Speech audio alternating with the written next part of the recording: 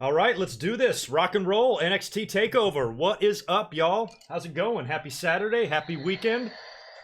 2 Saturdays in a row. I think it's very likely we're going to get some kick-ass wrestling. What's going on? If y'all could, I have a little bit of a different setup tonight, and I can't hear myself. Give me a thumbs up that I sound and look all right, and you can see and hear me, and we're all good to go. I was kind of late. I was just kind of scrambling to get it up here. Late to my own party. Yeah, that's all right.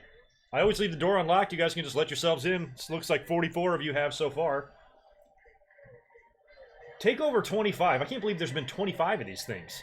To me, that's crazy. What's going on, everybody?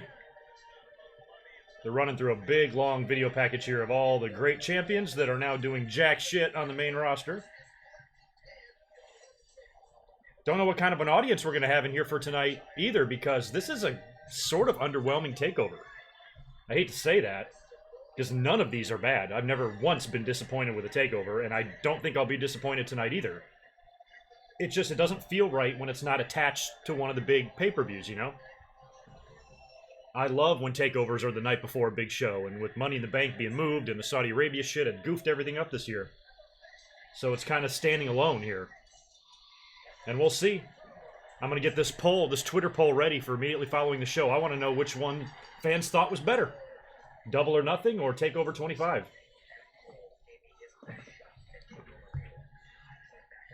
Okay, cool. We're looking good. All right. Yeah, my second computer. It's kind of old. It's like 7 or 8 year old computer, about 8 years old.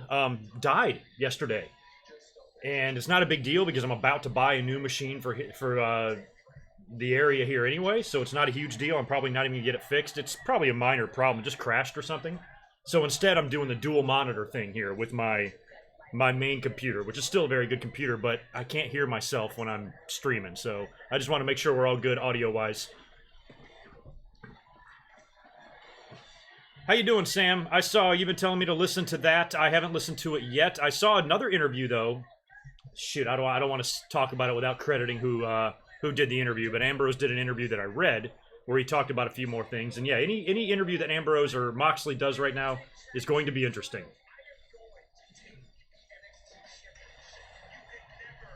What do y'all give me on TakeOver here? What's the match you're most interested in? Or which match do you think is going to be best? I think the main event's going to be fucking off the hook. Gargano and Cole. I think Riddle and Roderick, even though I think that's ridiculously predictable. Because I don't think they're going to have Riddle lose back-to-back takeovers. No way. So I think he wins hands down, but I think that match is going to be awesome. I think Velveteen and Tyler Breeze is going to be awesome, even though I think that match is kind of predictable too. I would imagine they're going to have Dream retain in that. I didn't do predictions because I really don't know on a lot of these. I don't really have a firm idea of what they're going to do with Gargano and Cole. Feels like Undisputed Era, it could be on the verge of imploding, or it feels like they could be on the verge of all walking out with title belts tonight.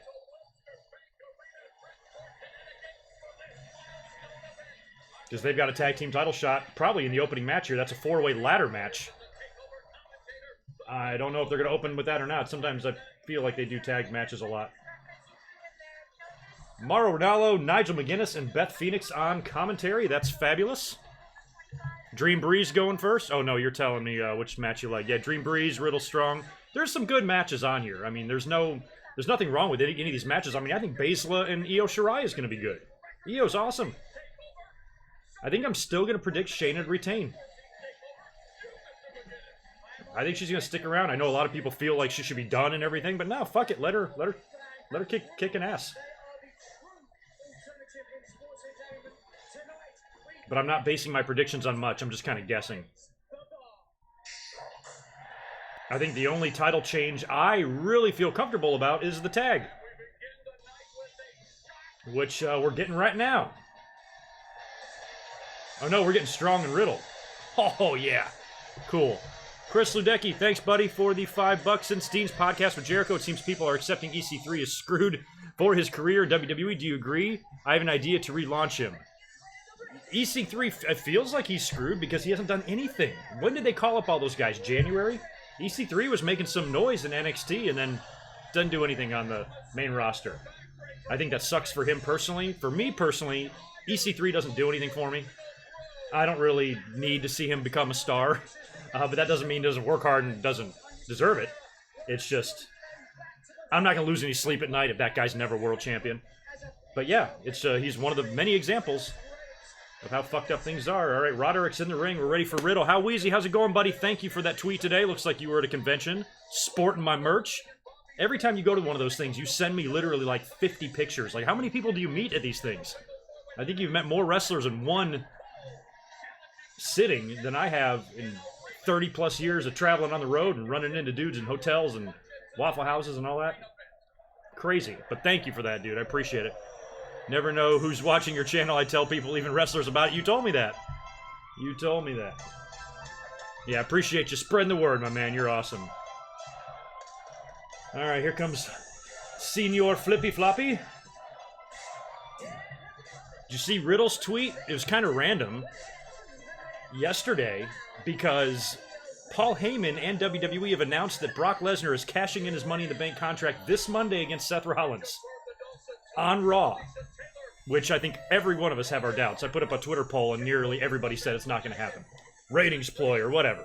Probably is. We'll find out for sure on Monday. But Riddle tweeted out that he was going to be there to maybe do something about it. He's made it known that he wants to face Brock one day. I want him to.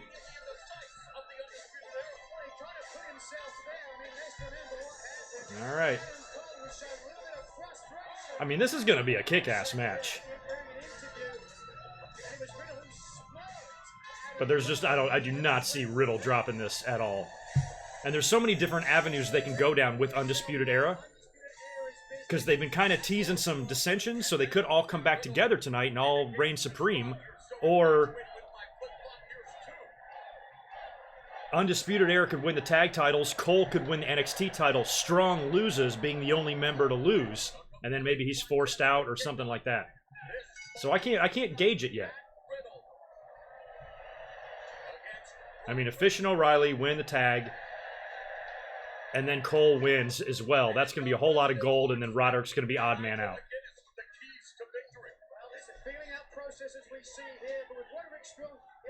Or you could have them all lose.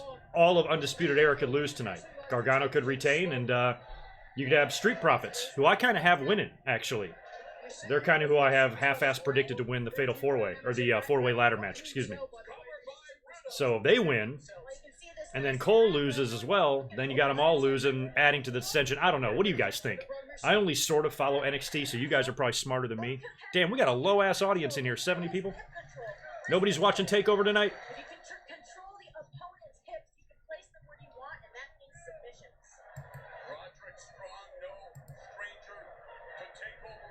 Yeah, I am not a fan of my lighting right now. You like it, but I don't. I've got a couple lights on and my window's open, but I'm still not achieving the light that I want. Unless I fuck with the camera a little bit.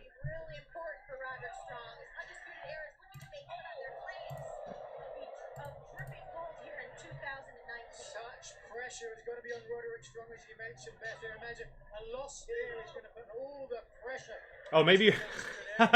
Dorian Moore, you know what I just realized? You're probably talking about the lighting in the fucking arena. Don't they always do this for takeovers, though? I forgot we're watching wrestling, not watching my fucking kitchen.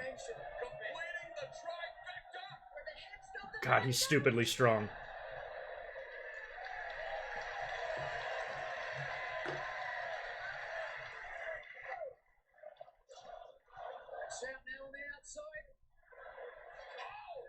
You know, I'd really like to see a prime Matt Riddle versus like a prime 2002 Rob Van Dam or something. Oh my lord.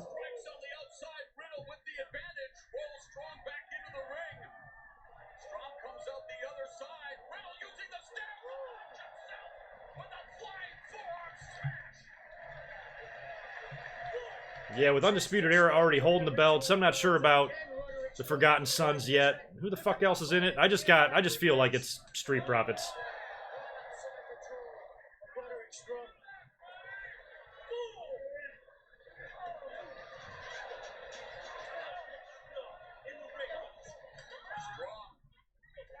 And I did not see NXT Combine either. I know some of that footage exists. I've been seeing it around. I haven't had a chance to take a look at it. I got the weekend off, though. I'm off today and tomorrow. I'm not used to that. I'll check it out.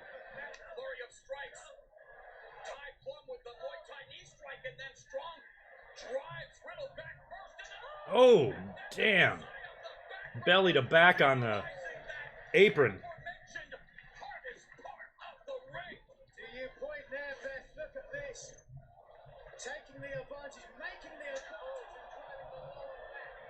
Well, yeah, Raph, that's what everybody's saying, but why don't you just wait and see, you know? It likely is probably a ratings ploy, but all the fans are also convinced that WWE's worried about All Elite Wrestling, right? So maybe they're going to pull out a rabbit out of their hat. I don't know. I don't think we're going to see a cash-in since Brock was like, I have a year, and he left. And then Stephanie makes that video, like, saying that he's in trouble or something, so that might all come into play. You might have Stephanie cock-blocking his cash-in or something like that on Monday. So it's likely a ratings ploy. Has Riddle always had that tattoo? I don't know why I'm not just noticing that now. We'll see. Monday will be interesting. I mean, I think everything they're doing on TV right now is just setting up for Saudi Arabia, which I don't care about anyway. So, I don't know. Now, Strong setting the pace for this matchup. I mentioned at the outset, Strong likes to keep the pedal to the middle and keep it going. Riddle now trying to slow things down. All right, if any of you do not have the network right now, we got Riddle and Strong opening things up here. I rarely stream with less than 100 people, so we got a low audience in here right now, but it's cool. This isn't your run-of-the-mill pay-per-view. A lot of people kind of forgot about it. It's poorly promoted, I think, too, because there's so much other shit going on.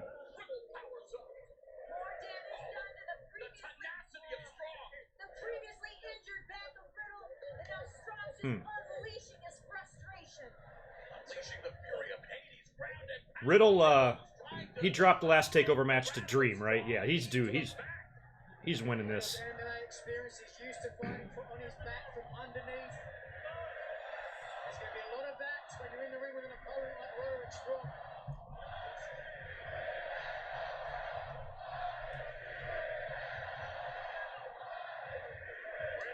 I can't understand what they're chanting.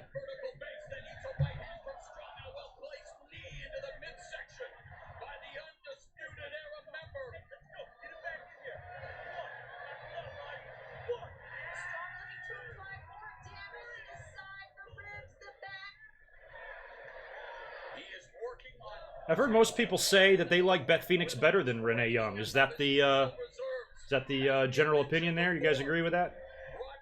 I don't hate Renee Young.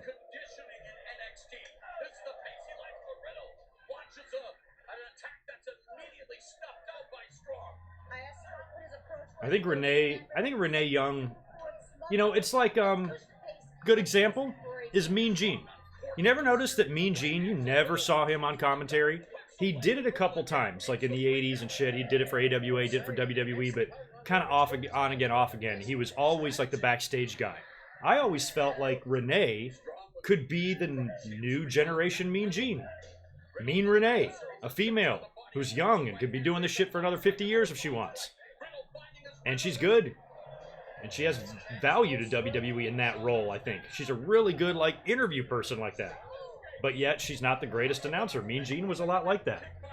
You know, and every time they do these segments on Raw where there's Charlie Caruso in the ring, it should be Renee Young doing that. Maybe put Beth behind the announce booth on Raw.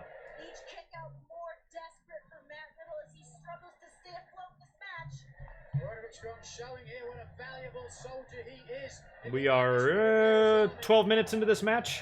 I only had this pegged for 15 at the most. We'll see. We're going to wrap this up or not.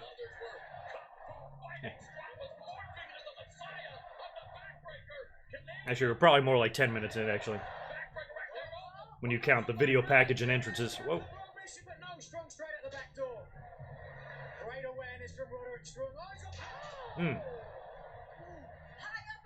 I like Nigel McGuinness, too. I like virtually everybody that calls matches in NXT or NXT UK. And that Mauro Ranallo guy is pretty decent. Not too shabby. Starting to show signs of fatigue. Nice team, followed by a side kick. Jumping forearm there by Riddle. Kick caught. Strong in the nip up there by Riddle, showing off his athleticism and his strength. Yeah, the barefoot thing is interesting. I like it because it's different. There's only been a few guys, like Von Erichs and the Samoans are really the only guys that I can think of that wrestled barefoot. Maybe a few others, but I wouldn't want to do it. I mean, I'd be breaking toes in every fucking match.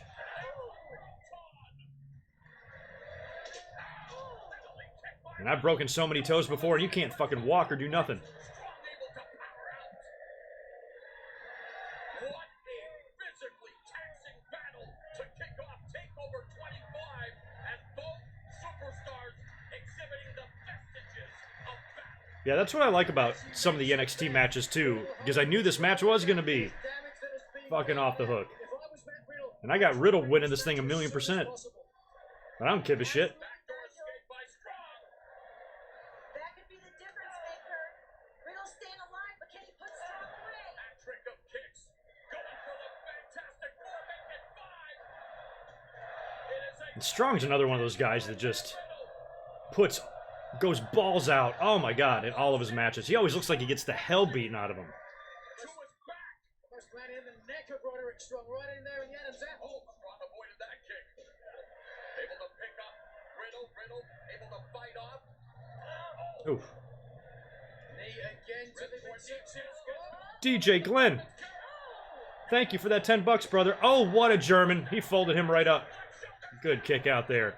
Thank you for that 10 bucks, DJ Glenn. You're awesome. Hey, thanks for the live stream with this. NXT is my favorite WWE product, and a lot of YouTube guys ignore it. Yeah, a lot of people don't talk about NXT, even though it's great wrestling. Great fucking wrestling. You know, but if YouTubers don't talk about it, I don't really either. And part of the reason is a lot of the views are down. Look at this shit. I got 78 people in here watching this live stream with me. Where last week for AEW, I had, what, triple this. So, I don't know why it's like that. But I mean, I don't think I could ever do like an hour-long NXT review or podcast because I don't think anybody will listen to it. Riddle in the corner. Now a knee squat. But it's funny with All Elite Wrestling coming along, you know, this is what really, they're really what NXT has been for us. You know, an alternative product with really solid, awesome wrestling. Fans used to talk about NXT the way they do about All Elite Wrestling. What a superplex. Jesus. Riddle, you alright? Good lord. He'll kick out. I mean, he almost didn't kick out. But I remember, you remember when like NXT would have a great show and fans would be like, or YouTubers or whoever, you know, they'd be like, oh, WWE's worried. You know, the main roster is, you know, they're worried about NXT putting out a bigger product. I'm like, they don't give a fuck. The hell do they care? It's not their fault that NXT's kicking ass. They just present their shit differently and better in a lot of the fans' mind. Much more focus on wrestling, much better stories. Everything's better. And fans would treat it like it was a separate company. Like, oh, main roster's worried. I'm like, I don't think they're going to root against their own team, you know?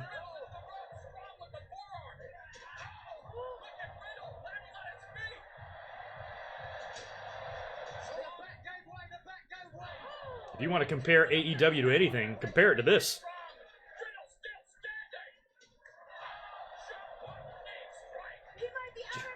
Man, Roderick is going to Riddle. Out on his feet. This is going to make for an amazing kick out. Wow. What a sequence. Ungovernable, what's going on? How are you? Hello to everybody. Since we have a low audience in here, smash that thumbs up for me so I don't look like a J-brone. I don't want to be one of them dudes that sits in front of a camera and streams in front of 14 people. Help me out.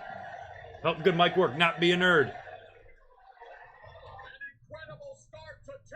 Actually, there's no helping me. I am a nerd. Just a beer-drinking nerd. Sexy nerd, but a nerd.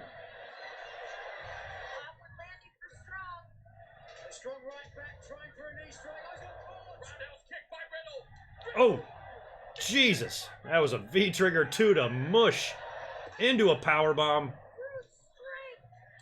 Oh, that's it. No, he'll kick out. Damn, those strikes are legit, man.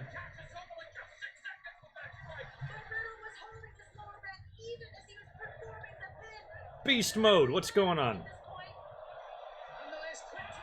Oh, countered the moonsault twist thing with some knees to the back. Oh. Come on, Riddle. You ain't gonna drop 2 takeovers. It's over. Oh. No. Oh, into the walls.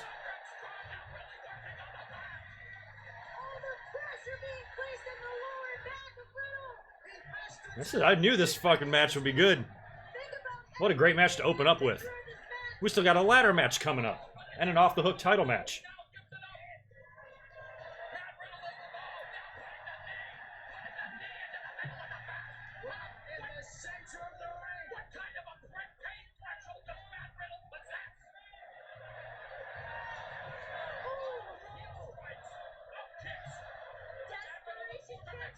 There it is. He's got him.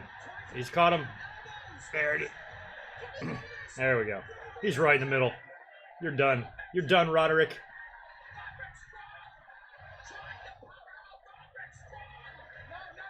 No, he's not. Doesn't have the core strength to complete the full mission. And yet he's delivering those elbows. Jimmy, what's up, man? Thank you for that, brother. Good evening to you, too. From Sweden? Switzerland. Where are you?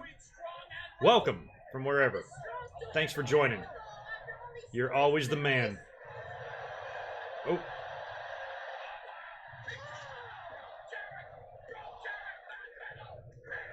That's it. That was good. Great opener. Just what we needed. What we always get. Swedish. Thank you. That was on my list. I mean, I really think every match on the card has potential here, but that was on my list of saying, oh, I want to see that one. That'll just be stupidly good, even though you knew Riddle was going to win.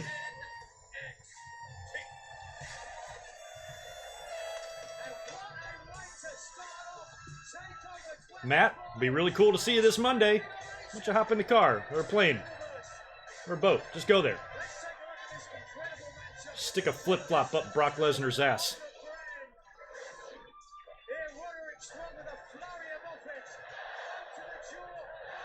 No, I don't think AEW has been around long enough to take away any of NXT's magic.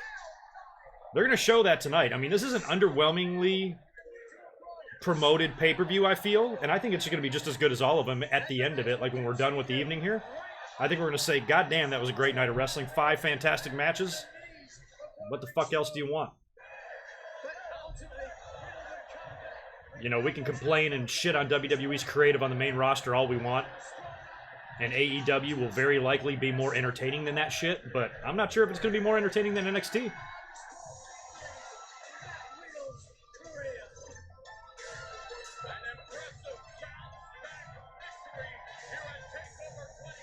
Thank you for that $1, Ty. Appreciate it.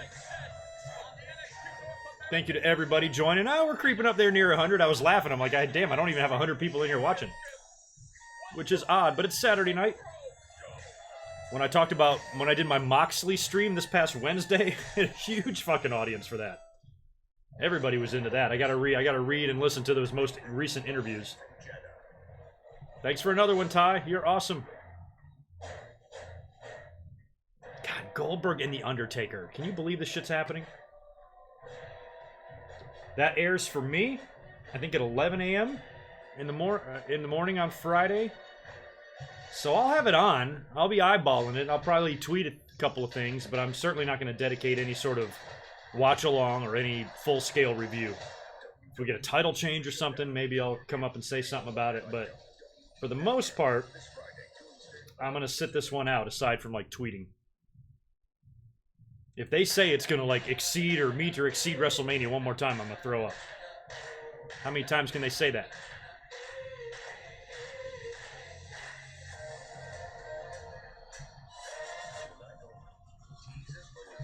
Yeah, Nathan, that's what I speculated on earlier. Thanks for the $2, man, with Roddy getting kicked out.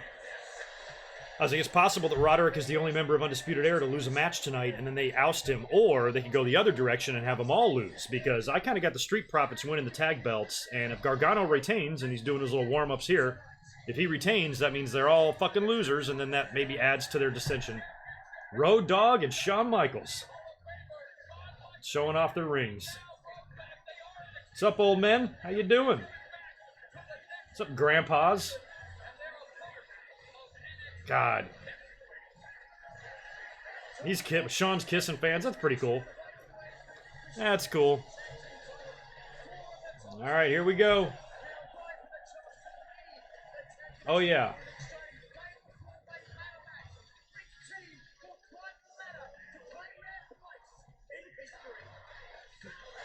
Are they going to show the build of this? Because I didn't see much of this. I don't even know what the Viking War Boy experience even... They just forfeited these things? Why are they doing that? You know? Asuka did that too. I didn't like it. There are many deserving teams here in NXT. And they will compete for the NXT Tag Team Championships at NXT TakeOver in a ladder match.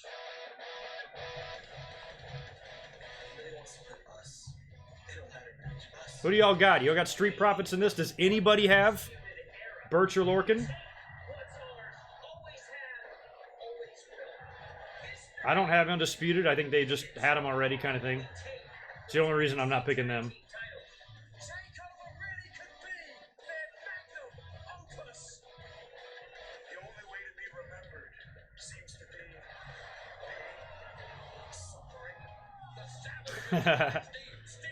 Thanks for that, Jimmy. Thanks for the super chat. It's funny that people still confuse Sweden with Switzerland. I got a ton of family in Sweden. Sweden will always be better, though. I wasn't aware of the rivalry. Where's the Hadron Collider? I think that's Switzerland. I'm fascinated with that fucking machine. Pretty sure that's Switzerland. But cool, yeah. I got nothing against either country. Hope y'all don't hate each other.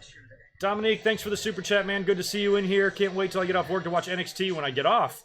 Been wanting to watch the tag team ladder match. Well, it's up next, buddy. I'm sorry you have to work. Thanks for popping in to hit me with a super chat at work. Hopefully you can get out of there soon and get home and watch this. Opening match was off the hook, man. Riddle and Strong. Good stuff. All right, now we got the four-way ladder match, which is just going to be a lot of chaos because we're talking 8 men. This is a Money in the Bank ladder match, essentially.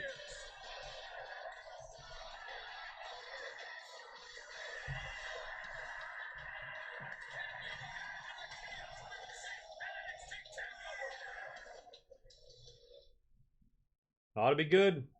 Forfeited titles. NXT Tag Team Championships literally hanging. Literally. I love how WWE, they have their own thing that holds the belts up. You notice that? Like they did that with the Money in the, or the titles in WWE, the golden hanger has WWE on it. They do the same thing here. Like it's such a great example of like so much of their like overproduction. Do you really need that thing? Do you need that gold thing up there? Just hang the fucking belt. I got mine hanging up from nails on my wall. I don't need a fucking gold-studded GoodMicWork logo to hold my belts up, you know? Like, Jesus Christ.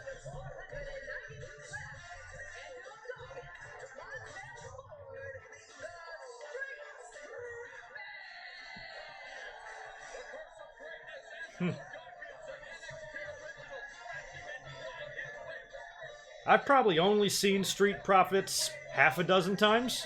Bits and pieces on TV, NXT. So I'm not even like super familiar with them. I just kind of feel like they're winning here. Fun-loving, babyface team. Put the belts with them for a while.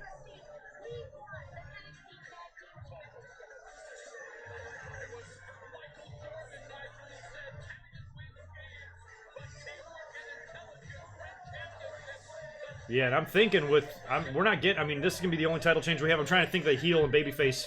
So you had Riddle winning here. I think you got Street Profits winning here as well.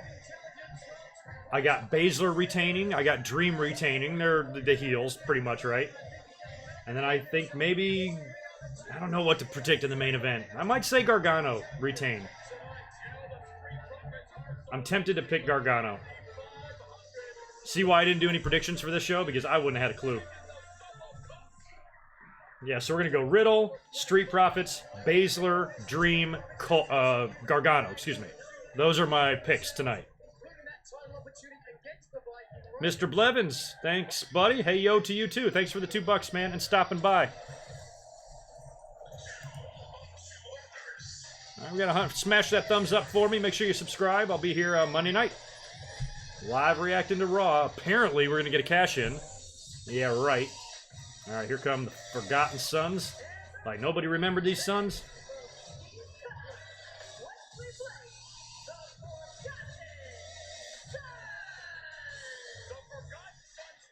What is their deal? What's Blake and Cutler's deal? Is one of them somebody's son? Like a wrestler? Why do I think they're like associated with the Funks for some reason? I have no idea why. Don't know much about these guys either.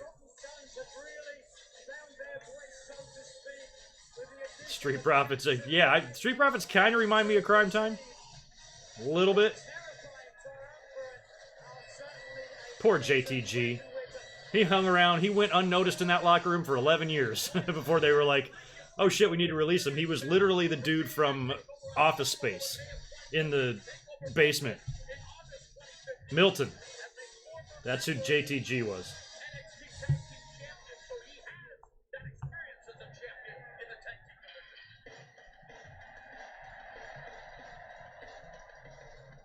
Alright, Danny and Oni coming in.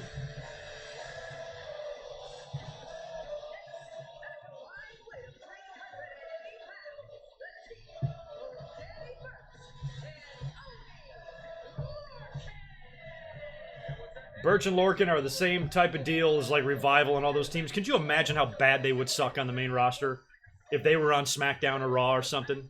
How horrible they would be? We would not care. They'd be chasing R-Truth around for that 24/7 title or something. It would be stupid.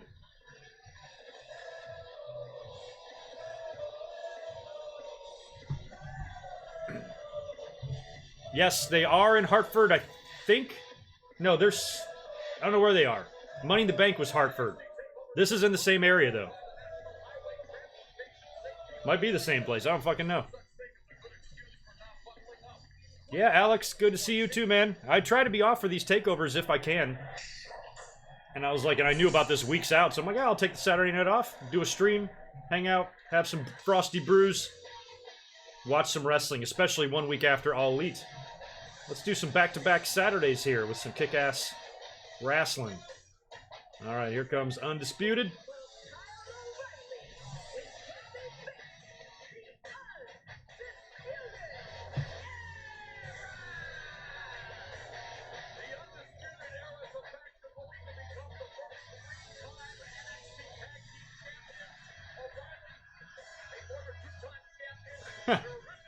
I like the Street Profit guys, air guitar, and I don't know their fucking names. Bridgeport. Bridgeport's that big of a city? Where is Bridgeport? Is that near Hartford? Or near Stamford? Not familiar with old Connecticut. Never really been up there. A little bit too north for me.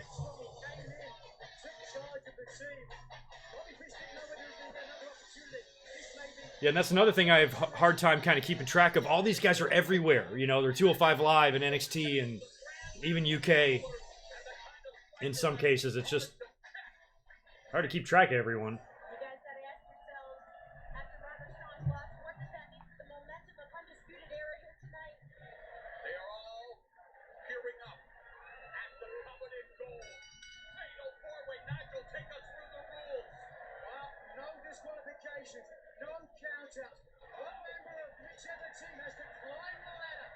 Did Morrow just call this a fatal four-way?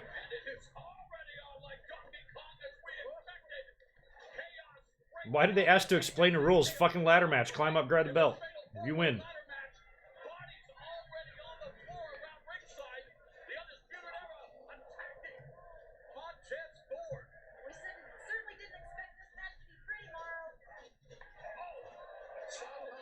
Yeah, this is going to be a typical 8-man ladder match here. It's going to kind of start this way. We're going to have a whole bunch of like action. They're going to have some guys spilling out and Couple minutes, we'll get a ladder. We're gonna have at least one spot where all 8 guys are gonna be up there and fall off.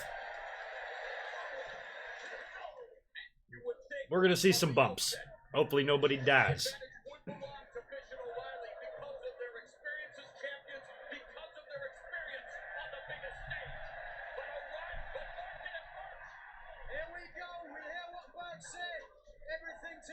Nothing to lose, everything to gain.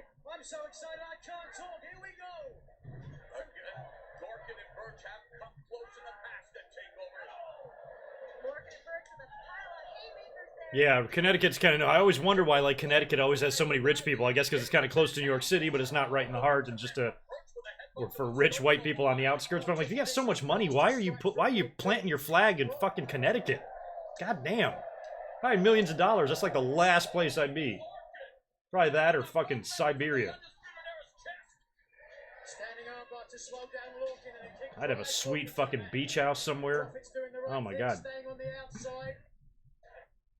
O'Reilly's got quite a bit of experience. Having been in war games, he knows these multi-person matches. How to watch each other's backs. Big boot by O'Reilly, keeping Dawkins outside the ring, and now the Undisputed Era. They are going to go hunting for the ladder. Alright, ladder hunting. Maybe a little bit early, but hey, you've got to go at some point, so let's get this moving. Have a ladder. I just don't know why you need 11 ladders. I think that first ever ladder match, I don't think they had a spare ladder. Maybe they did.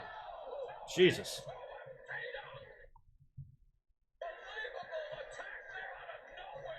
I'm trying to remember the very first ladder match that I saw where we saw more than one ladder. Might have been the second Shawn and Razor.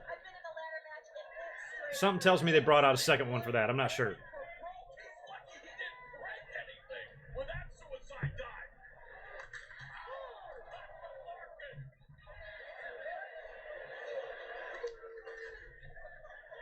For those of you just tuning in, which there ain't many right now, pretty low audience in here, we are right in the middle of the 4-way ladder match for the vacant NXT titles.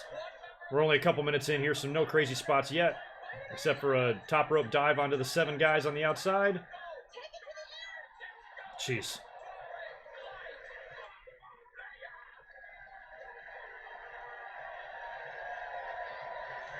Pretty impressive to dive off. I mean, he's a body type of like somebody like a D'Lo Brown, and he's top rope diving motherfuckers.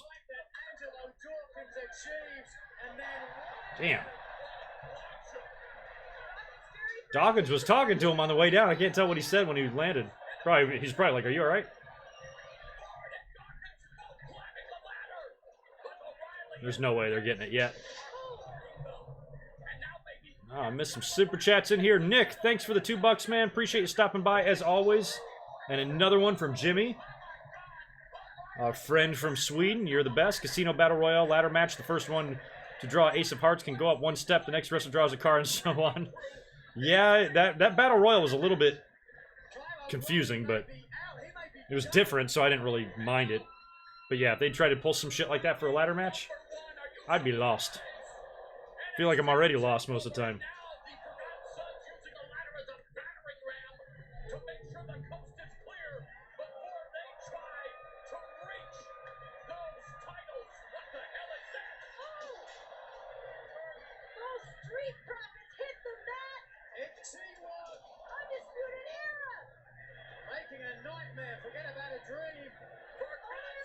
Every time spots like this are done, oh shit. Oh my god, that ladder went flying. I'll never forget that Joey Mercury spot. Y'all know which one I'm talking about.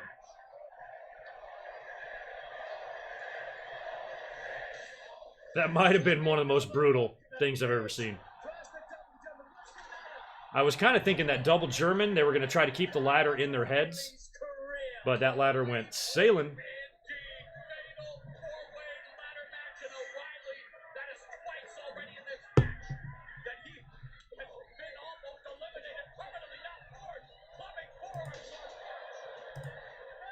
Let's go over here to Twitter, see if anybody's got anything to say to me. No, not really.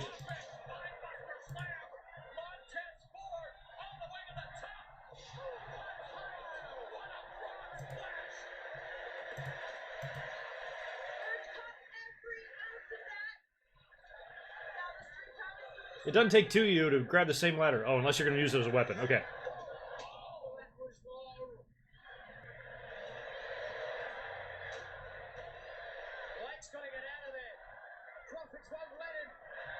This is going to hurt.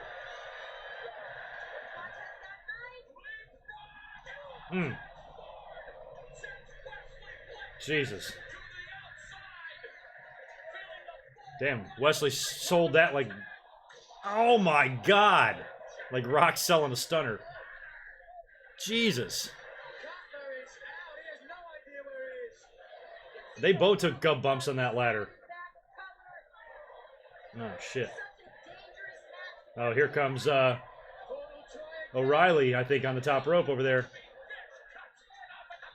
Oh.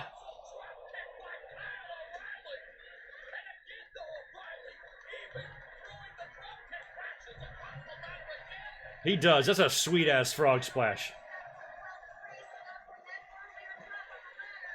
Yeah, crowd's hyped. Despite the fact they have to live in Connecticut, they're pretty damn happy. I'm kidding. To all my Connecticut friends. Now, this is Awesome Chance in Connecticut. Oh, my God, Sherman onto the ladder.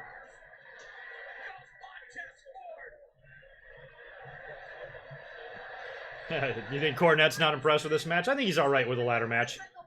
He's got nothing against ladder matches. I think he hates flippy shit, and he really hates Joey Ryan.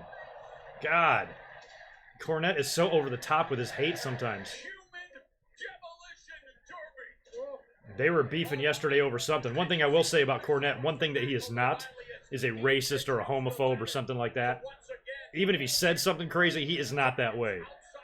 And apparently he said something, and Joey Ryan took offense to it. And he's like, motherfucker, I'm not, you know, or whatever, and they got into it. But then Cornette, of course, takes his anger to a whole nother level of disturbing. I think he called Joey Ryan a brown buttered bread roll covered in pubic hair or something like that. I'm like, Jesus Christ. So they were beefing yesterday. That was fun to watch. Although I do think though, if you're looking for somebody to attack for like homophobic comments or anything like that, Cornette's like one of the last guys you should worry about.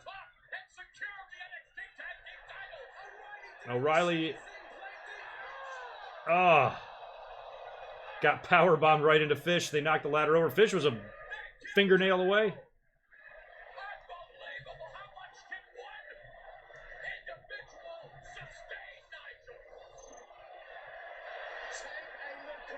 That was great. It was like a running powerbomb into the ladder. They fall and topple on top of each other. Look great. Jimmy, thanks for another one, dude. You're awesome. That spot Kalisto. Oh, yeah, the spot with Kalisto and, I don't remember if it was Sheamus or Cesaro either. Where he kind of ran up and, I forgot what the fuck. It was like Salida del Sol from the top of the ladder or something. Wasn't it like that or something? I don't know. I think I know which one you're talking about.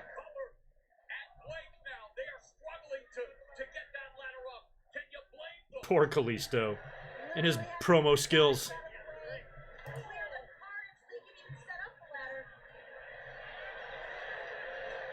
All right, we got the ladder being placed over top of O'Reilly. That ladder is huge. I wonder if some of these ladders are real and some are gimmick, like wooden, spray painted, and that there's ways for the wrestlers to tell.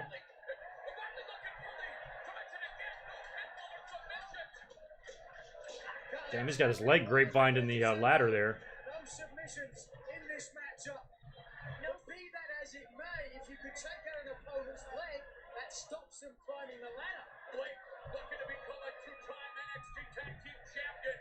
Color looking for his first taste of gold. Instead, he absorbs that roundhouse kick and another roundhouse kick from Bobby Fish. Well, erudite offense from Fish again, trying to focus on the leg.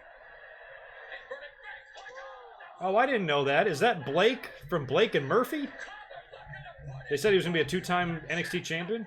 Tag champion? Yes, that is him. I didn't put that together. Take another look. First the impact driving into the chest of Bobby Fish. Damn. Landing at the same time. Boot right to the chest of Fish.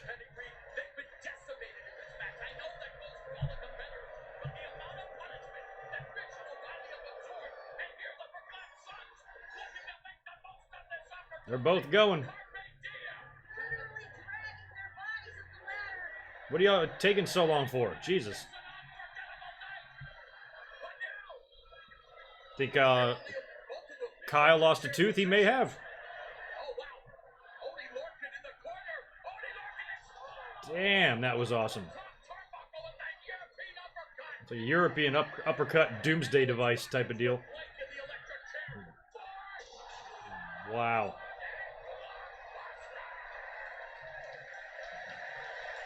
Yeah, it hurt. What does it take to become the new NXT Tag Team Champions?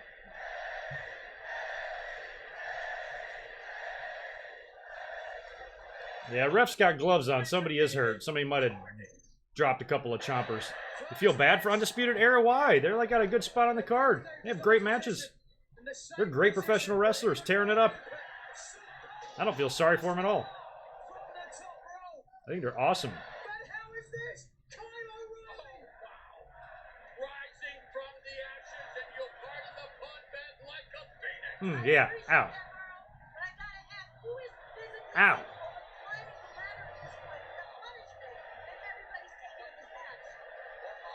Oh, is that the other one? That's the big one, right? Riker or whatever? That's right. There's anybody can call. Oh, yeah, we had to know we were going to see this guy. Jackson Riker is such a WWE name. It's the exact type of name they name people. You know what I mean? Everything's like that. Tyler Rex and guys like that.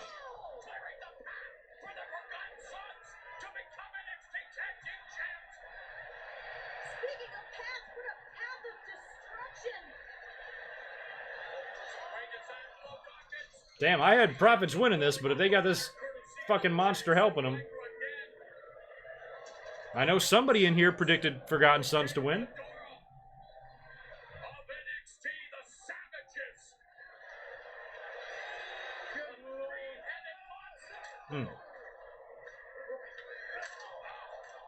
Jesus.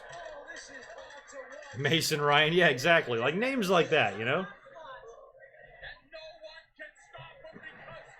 I didn't know Montez and Belair were together.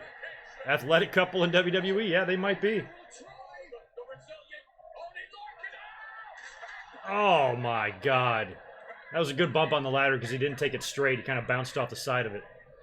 Looked good, looked like it hurt like shit. But thanks for the $2, Marcus. You're the man. I was waiting for somebody to tell me like Jackson Riker was his indie name or something, but like there's no way. You just read that name and that's exactly the type of name WWE gives guys. So stupid. Why can't his name be Mike Davenport or something? You know, why's it got to be Jackson Riker? Jackson with an X. Ugh.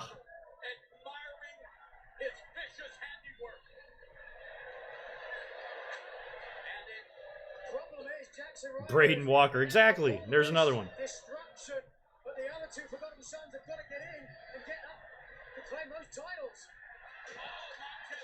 All right, finally we got somebody coming in there to run up. No.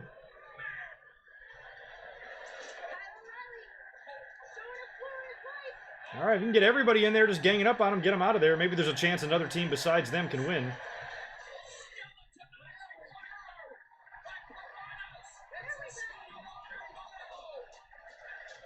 Jackson Riker, what a stupid name. God, I'm not going to be able to get over it. I mean, I knew what his name is, but now I say it out loud. I'm like, oh, that's awful. Damn, O'Reilly's back is all gaffed up, too. He's a mess. Busted teeth, busted back. You got 7 guys smashing that ladder into Jackson with an X. Is back. With an X, because it's cooler. It's like Dudley Boys with a Z. Hardy Boys with a Z.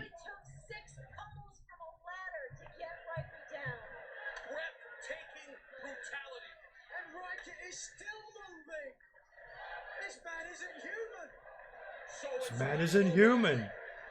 So is Bobby Fish. The Undisputed. I understand that chant. of winning. Oh, they're like, no, he's not. O'Reilly's like, we're not going for the belts. We're going to smash this dude in the face. And they might have with that. He just took a ladder shot to the skull. My God. Jackson Riker just stands Tyson Tomko, there's another one. ladder in hand and said, bring it. But with all due respect to Riker, Fish and O'Reilly have to focus. You gotta focus on the bigger picture. The titles. There's too many moving parts in this match. Keep your eye on the ball. Keep moving. And there you go. Oh! Jesus. Riker was a little too far away for that top row Mauro Ranallo. He was way out of position, but he got a little bit of it. Stars are willing to give of their body, of their soul for the NXT Tag Team titles. Montez Ford winning the broad jump competition at the con. Now they're all diving on top of him. There by Morgan on Riker. Now Angelo Dawkins. Next, waylaid by Fish and You'd think with somebody with an X in her name, wouldn't get hit with that many suicide dives. kicks the ladder and sends Fish and O'Reilly crashing to the canvas. He did sim snooka that. He did. Look how far away he was here. They're doing the replay right now. Jesus. He might have the best one of everybody. That top rope dive. I think he gets a little higher over that top rope than Balor does. You're right, Morrow. So many of the superstars have been focusing on Riker as opposed to getting up that ladder for the tag team title. Bruising the left arm of Bobby Fish. Now watch it, watch it. Oh my God. Shoulder first into that ring post. I so much prefer regular ring posts as opposed to those LED fucking tubes that they have now. O'Reilly has just been devastating in this matchup. Man, my MVP for this match is O'Reilly. Motherfucker is taking an ass kicking in this. Busted teeth, back, neck, chest, breast, and head. All a mess. Oh, we got a Street Profit sandwich coming up. With extra mayo. Oh. I would just hate to be in a ladder match. If I was young like this, or like some of these guys, you know, you can take these shots, you'll be fine. Shake it off, you'll be fine tomorrow. Oh my God. This just does not look pleasant. Oh. Riker just continues to get up there no matter what they throw at him. I make wrestling better? Cool, thanks. So do y'all. Although I don't need any help to watch this. Monday Night Raw, everybody really helps. There's no way I'd watch that shit. But this, I debated last week if I'd even come up here and do a live reaction. I thought I might do a review instead, but I'm glad I did the reaction. This has been good so far. It's a testament to how good NXT is. You know, this has not been a very highly promoted show. A lot of fans kind of forgot about it. It's not attached to a pay-per-view. But yet, every one of these matches has the potential to be extremely good. And I think they all are. And we're 2 for 2 so far. No matter who wins this, it's already been a good match. All right, here comes the spot where we're all on the ladder. We got 4 of them so far.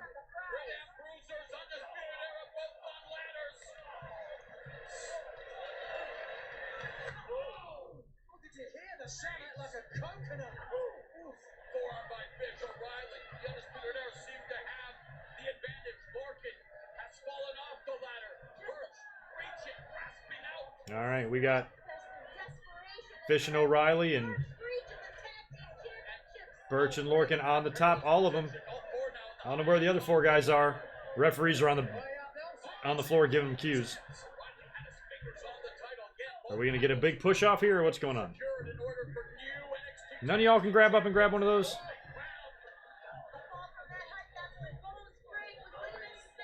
Hopefully Brock won't come out here and win the belts.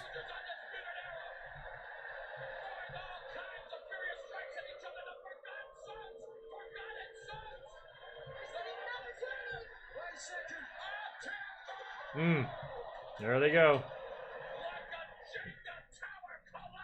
A Jenga tower, Jenga tower. One ladder is still aloft. This is a chance for them to get themselves. Oh my God! Look out!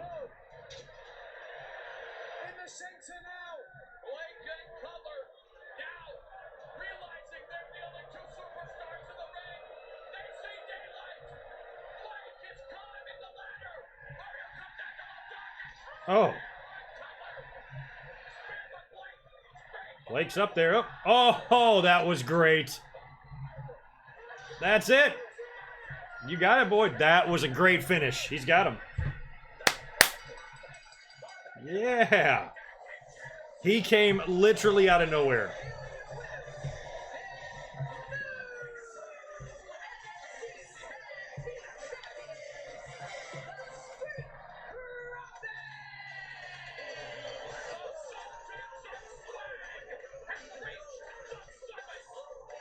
It's like you're watching and then Ford just comes right in, lands on the ladder, like fucking Superman. Bam, knocks off Blake, scurries up. Titles. Good. Hey, I predicted that match right. For somebody I had no idea was going to win any of these matches, and so far I'm 2 for 2. Well, props to everybody, but specifically Kyle O'Reilly, who really seemed like he took a pounding in this match. Fucking great shit, man.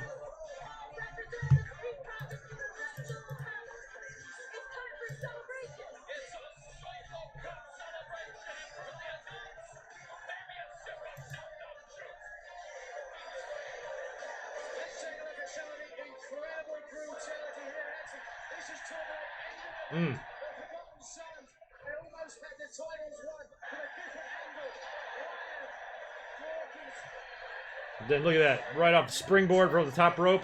So glad that that spot went well and that ladder didn't topple over. Nails it perfectly. Couldn't have been more perfect. He knew it too. He looked right at him. You know, but in their heads, both of them were like, oh yeah, that's good shit. Nice job, young fella.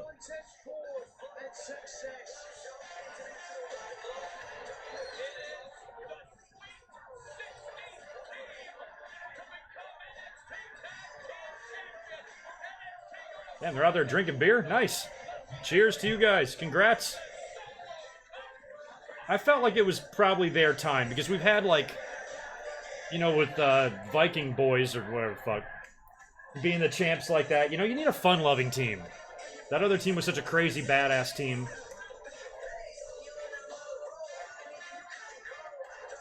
They put their time in now, you know?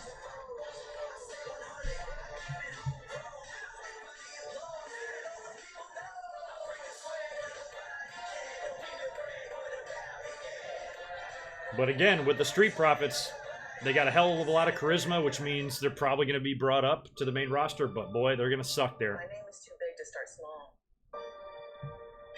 They're doing the WWE 24 Ronda Rousey From the very beginning, I was setting up special on the network, I think, after Raw this week. Which actually would probably be a good episode.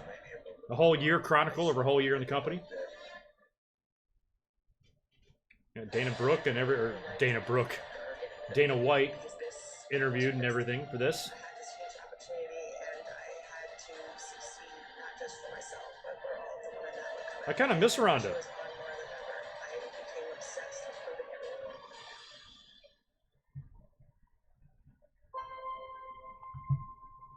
everyone. Street Profits celebrating with the people of Connecticut. That's funny. That sentence sounds funny to me. Hey, y'all do me a favor, smash that thumbs up for me. Yeah, pretty low audience in here, but it's cool. Whatever. It's Saturday. It's NXT. I swear, every NXT theme song sounds the same to me. All right, there goes Io warming up.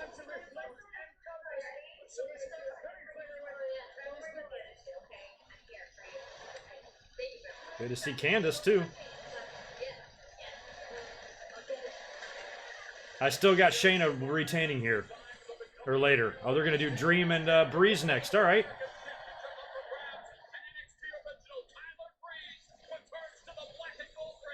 He's officially, Tyler Breeze is officially on NXT now. Is what they've said. So he's back. I think he's the first guy to actually go backwards. Good for him. He's much better off there. He was a big part of NXT. I'm going to grab a fresh one while this video package plays. I'll be right back.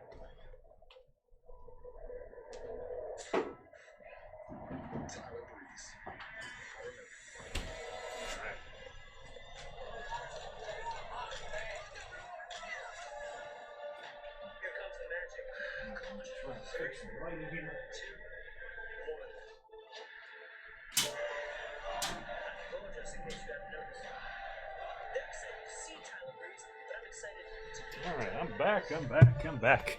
I was trying to fix some of the lighting in here.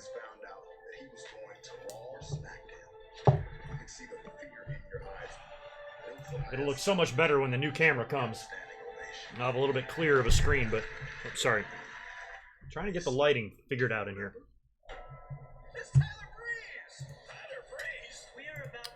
Where are we at? There we go. Alright, good. Nobody left while I was gone. Oh yeah, Alexander Wolf went to NXT UK. That's right, he did. I forgot about him. So there's been a couple. But Breeze is like a little bit bigger of a name. I mean, Wolf was not on the roster very long. How long was Sanity really together there? They never even did anything with him. What a waste, you know? You spend all that time building that gimmick in NXT. You bring him to the roster to literally do nothing. I don't think they had one angle, one anything. A few matches. Yeah, no storyline. Ugh. What a mess WWE is right now. I'd be into Nakamura and Dream for sure. Nakamura's another guy. I wish he could go back to NXT, but he'll probably just leave altogether. Imagine like Nakamura in NXT when he was at his NXT prime, when he was champ, being challenged by Velveteen. Oh man. I think this would be interesting. I think the promos would be super interesting, even though Nakamura can't speak any English. I think it would be just funny to see him interact, you know?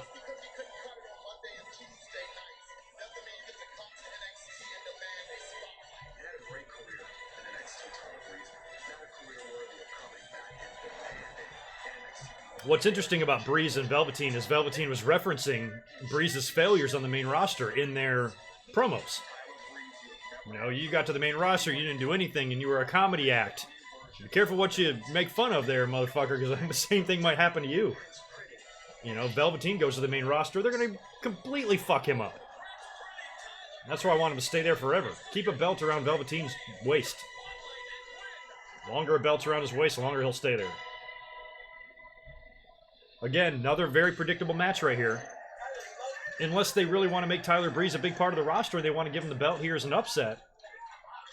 Which I suppose might be possible, but I got Velveteen winning this.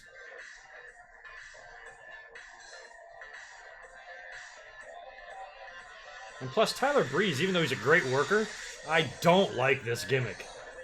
I like Velveteen's, so I can't explain why I like one of these weird type of gimmicks and not the other, but I much prefer Dreams to Tyler's. I hate the fluffy shit and the selfie stick and all that. And how can the guy like this even be a babyface? Like, that's stupid to me. Like, anybody that's coming... Look at his look on his face and he's doing the phone thing. How can anybody cheer for this guy? That's why Shawn Michaels, during his babyface title days, was such an odd situation. I'm like, who's going to want to cheer this male stripper? But his work in the ring, fantastic. This ought to be a great match.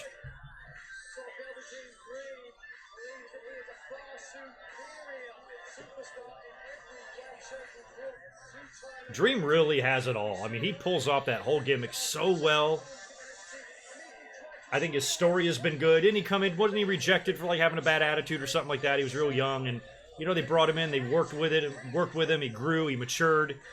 You know, he understood how to do things, and now he's in there giving his heart and soul in his matches and to this gimmick.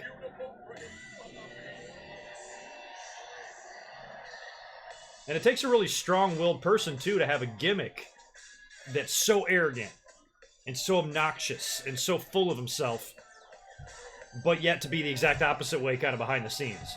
And NXT definitely pushes and promotes humbleness, you know, when it comes to locker room and shit like that. Look at that. Prince. I like it.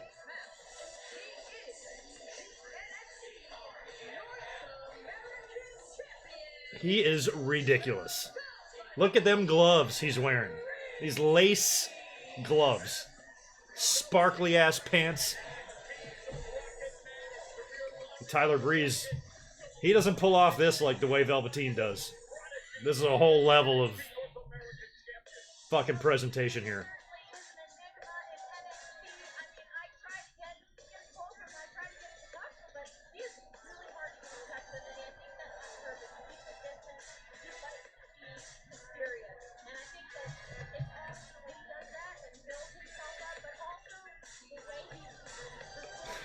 He's fucking great. I mean, just when I see like this, I just think of him on Raw and on SmackDown and how bad it would be, you know? Wouldn't it be horrible?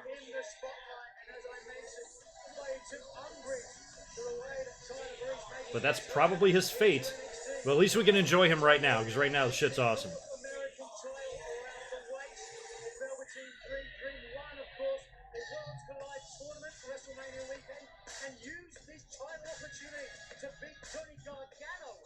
I agree. I think he is a megastar in the making. And the one thing about him is, like, isn't he like 14 years old? Like, he's stupidly young. I feel like he's already really good and he hasn't even started his career yet. But you never know what the future holds. It's another WWE created, born, and bred gimmick. If things go south for him and he winds up not liking where he's at in a couple of years and he wants to leave, he's got to start fresh somewhere else. Whole new name, whole new everything. So this is a guy that WWE's kind of like got by the balls.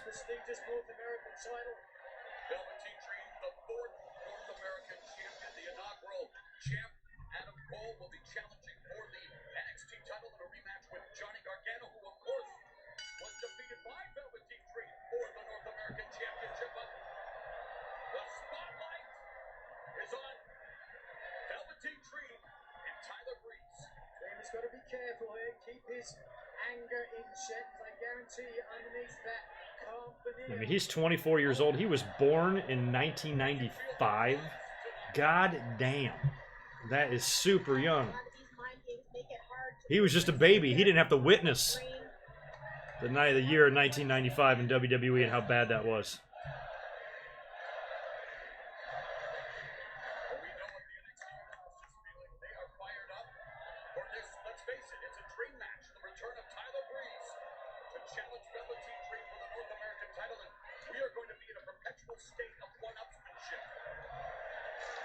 Bree said the thing he missed most about NXT is the loyalty and appreciation after all these years. They seem like he's never left. I can't tell what they're saying. Tyler Breeze, I hear the end. I can't tell what they're saying before that.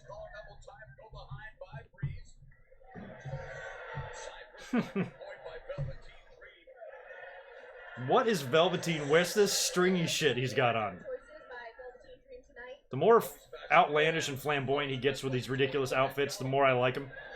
I don't know why.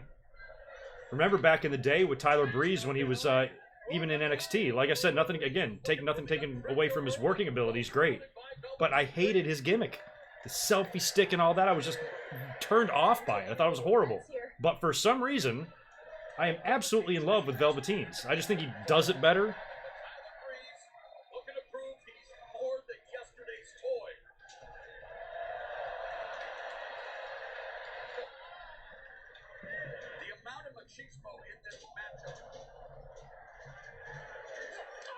Damn, Alex, you're drunk already? We're only like 3 matches in.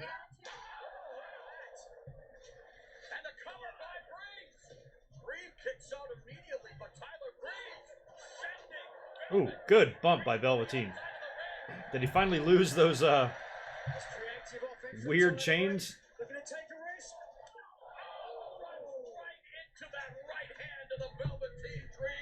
Too big a risk this early in the match.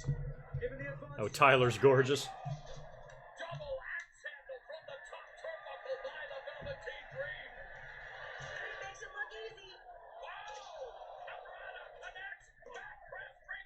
I mean, I do like the match because it kind of is a natural matchup. You know, if you're going to bring Tyler Breeze back, you know, you get kind of a similar gimmick. You know, Velveteen just kicks it up like 10,000 notches. But you definitely have to kind of put these guys together. But I think this is going to kind of be a one-off type of deal. I mean, are they going to do multiple weeks on TV of this shit? I just think after Dream beat Riddle, I can't see him dropping a match to Breeze here. Unless for some reason they really want to make Breeze into something big on the roster, but I ain't feeling it. I'm feeling Dream's glittery pants, though.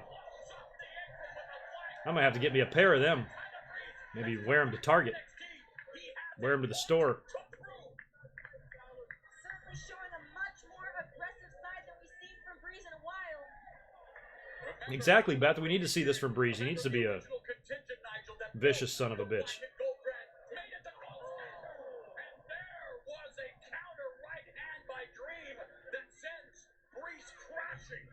Breeze was come with a flying forearm again, so was wide open with a right hand from Velveteen Dream. Dream able to stop the momentum of Tyler Breeze, but for how long? Velveteen Dream with a fireman's carry. Prelude to the Dream Valley driver, well scouted by Breeze. Oh, the knee gave way again. Oh, and Breeze immediately going for that single leg crab. Trained by Lance Storm at one time. Breeze looking for the single leg crab. Did Breeze go to... I didn't know Breeze went to Storm's Academy. That's cool. Shout out to Rachel Ellering. Hope she's doing all right. She was involved in a pretty gnarly car wreck, but she's she got through it. The knee of Velveteen Dream. See how Breeze is turning the knee joint to the outside. That applies pressure to the knee joint as opposed to the lower back. Very strong. Velveteen Dream saving his patella tendon for the moment. Tell you what, I have been impressed with Tyler Ooh. Breeze thus far. I'm impressed with that right hand by Velveteen Dream. Yeah, DJ Glenn, there's a lot of guys that you could use that Triple H could do that with to prove that Vince is out of touch. I mean, there's also a huge saturation of talent, too, on the rosters, and then you have a creative team that's not really together right now and making shit up on the fly. There's just no thought or energy going into, like, pushing people and using them effectively and usefully when they're all pretty much capable. Breeze is on the list, but damn, there's a whole bunch of them. Oh, Breeze is one of the lucky ones. Breeze's teeth are still in there. He gets a rebirth down in NXT. Everybody else is still stuck there, you know? Dream making his way back into the ring. Trying to shake off the cobwebs. And remember, I mean, I'd be doing that if I was on Raw. I'd be going to management and like, look, is there a way that I can still make my same salary but go down to NXT and just work there on TV? Like, I'll still do the house shows if you want. I don't give a shit about that, but I don't want to be Raw and SmackDown anymore. Send me down there and whatever. I'll still work the same amount of dates or whatever, but just let me go down there so I can be at least somewhat creatively satisfied or fulfilled. Otherwise, I'm going to be Dean Ambrose 2.0, and I'm going to be spilling my guts on a podcast. And poor Prince Pretty is getting his head bashed into the announce booth, or the announce desk. this isn't to say how dare Tyler Breeze call him a cheap knockoff. What's he got? Breeze, he could be knocked out. Oh, he's got Breeze's phone? That's awesome. Do you know his passcode? Or maybe that's Dream's phone. That's awesome. I want to see that on social media.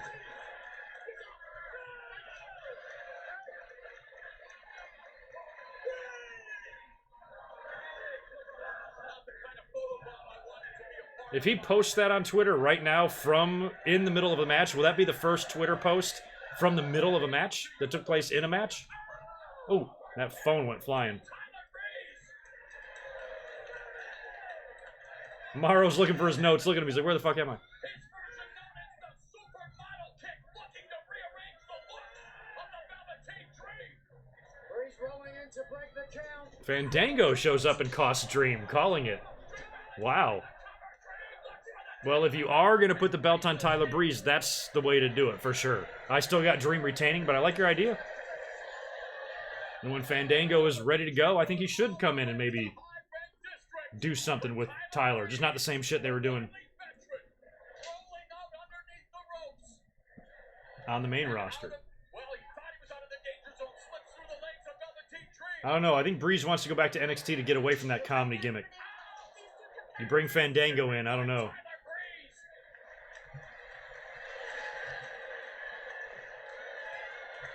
Both superstars down now. I can't believe we actually haven't seen that yet in WWE. We've probably seen it on the indie scene, but has anybody, like, tweeted out a social media post while they were working a match? I just think that would be great. Why hasn't somebody done it yet? High risk, ascending to the top of the turnbuckles. Velveteen Dream looking. Oh, diving front body roll through by Dream, hooks the leg. No way. That was a shitty looking roll through the crossbody there. Single leg takedown. Oh, look at Oof. this transition into fireman's carry by Velveteen Dream. Nice setup. Couldn't complete though. Breeze lands on his feet. Couldn't hit the supermodel kick either. Pulls. Nope. Dream looking for the Dream DT. Ooh. Kick to the face. Supermodel kick. Supermodel kick. No way. Kick out.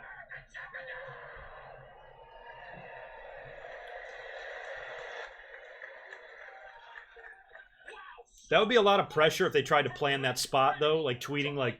Imagine if they had that phone ready for Velveteen to take the picture, and then he's got to go real quick on Twitter and tweet it. But, like, let's say, like, it's fucking up, or he can't get it to work, and he's panicking because it's live TV. They'd probably just be like, fuck it, abort the spot. But that would be cool if they could, like, try to do that.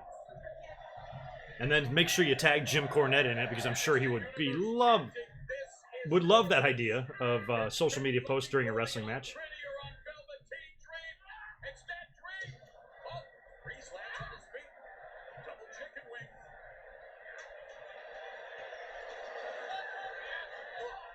Strikes. Breeze back to the corner. Drives him in again. Back elbow lands on the jaw. Oh, but But Breeze look at holding on. Breeze. Breeze. Doggedly holding on to the North American champion. And Breeze trying to. Oh! Foot to the mouth and Velveteen Dream. Oh! Drop kick. What timing by Tyler Breeze. I don't know what Mauro Ranallo said there. A lot of people are laughing. Reversal again. Dream DT. Dream DT. Secure the victory. Oh, Breeze did kick out. I thought maybe. That left shoulder. Not tonight. Breeze pretty still in this. He was feeling the breeze of the referee coming down for the third time. Yes, maybe his Of the thumb won't unlock the phone. I'd have somebody. Oh, we got a bloody ear. Risk of blood trickling from the ear of Tyler. That can't be good. And really, you have to wonder how that. But I'd have somebody on the outside having the phone ready, already unlocked for me. But you can't keep your balance, Nigel. And of course, we are still trending at #1 NXT. Yeah, I don't know, man. Breeze, the blood looks like it's coming out of his ear, not like bleeding around the ear. Fierce NXT North American title match. The Velveteen Dream, the I've never had a bloody ear, but I would imagine turnbuckle. The challenger, Tyler Breeze, on his feet. if your ear is bleeding from the inside, that means something on the inside of your head is bleeding. Because that's your head. Your head's located there, next to the ear. From the Velveteen Dream. That's where your head is. Let's see who can capitalize on this moment. Brains in there. Velveteen Dream right now prone on the top rope. Can I don't know what did it. execute something here. It might have been the face smashes on the announce booth. I don't know. Wow, Prince Pretty, Tyler Breeze with that front face lock. Dead weight of Velveteen Dream. Oh, Dream the plan pops him as he launched Tyler Breeze. Breeze took way too long. Gave Dream the chance to recuperate. Oh, damn. Tyler Breeze blasting Dream with that knee strike. Dream groggy, not able to get his wherewithal. Yeah, I was going to ask about eardrums. I've never ruptured an eardrum. Do you bleed for that? Final moment in the match now. NXT Well, it doesn't look like the blood is flowing out of his ear, so that's good news. Tyler Breeze with the scoop. If his ear starts turning into Dustin Rhodes, they need to be calling this match off and get that man to the hospital. Hits this. Surely it's over. Oh, reversal by Velveteen Dream. Dangerous position to be in. No.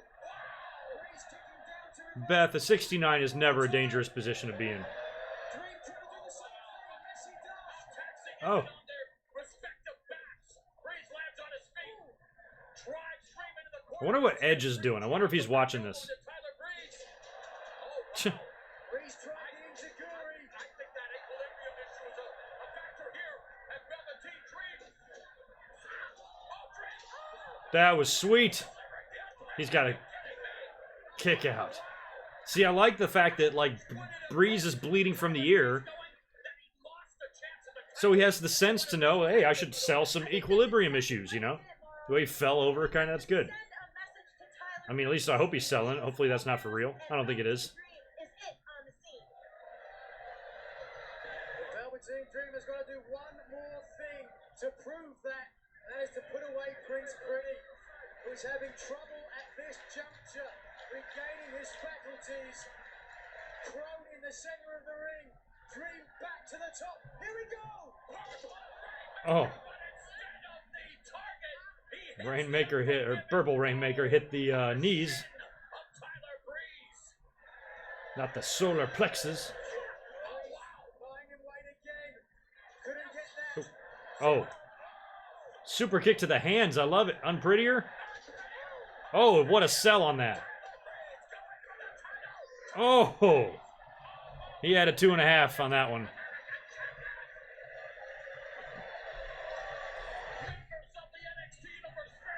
You have 0 lagging? I don't have any lagging. I never have issues with the network. It's always good for me.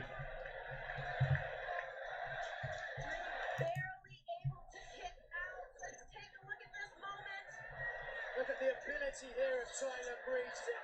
Ooh. Checking out everything over here. We're looking all right. Cool. Breeze better not win. I don't think he is. I don't have Breeze winning this.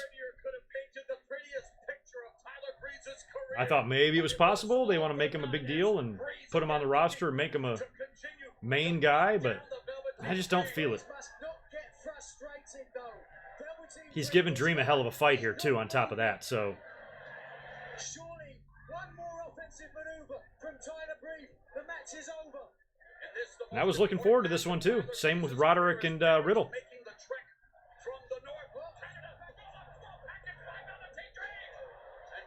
Small package. Unsuccessful. Oh, smart. Look at Dream, how smart he is. Rolled right out of the ring.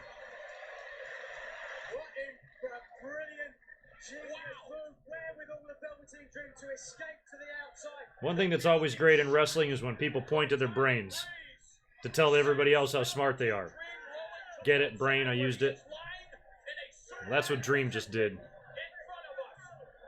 think, was that Tyler Breeze's last opportunity? He has to get Dream into the ring. If Breeze wins, Dream gets demoted to Raw. That's hilarious.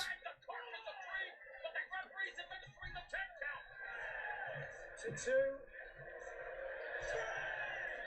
7 seconds to get Dream in the ring. Can Breeze do it? Breeze has to pick up the dead weight of Velveteen Dream. Referee's at 5. Breeze on spaghetti legs. Dream is on Dream Street. Time is ticking away. Oh, Dreeze is not going to let him count the 10. Well, Dream's winning for sure now.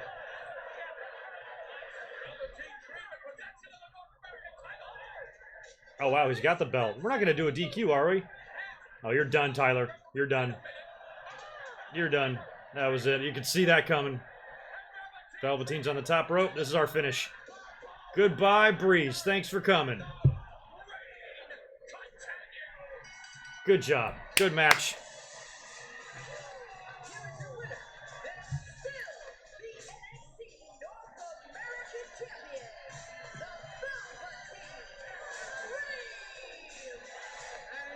You know, if you're going to do a rematch here, they're going to do that right on NXT TV. But ultimately, I would say it was the frustration of Tyler Breeze that cost Breeze the North American title opportunity. You know, Tyler Breeze told us this was a sink or swim match for him. Hey, he proved he can swim with the deepest end of the NXT talent pool. Take a look back now at some of the action here. Tyler Breeze. You didn't like the finish? There's nothing wrong with that finish. Velveteen is a fucking heel. He did a heely type of thing. Tried to use the belt. Got it taken away. Referee's fucking around with the babyface, and he comes in and capitalizes, hits his finish, scores the win. Fucking textbook finish. Nothing odd about it at all. Came in. I love that. Right into his, I don't know what he calls his top rope. Elbow. Oh yeah, Purple Rainmaker. And he kisses the camera. Fucking great finish. What are you talking about? What are you talking about, Ratnick?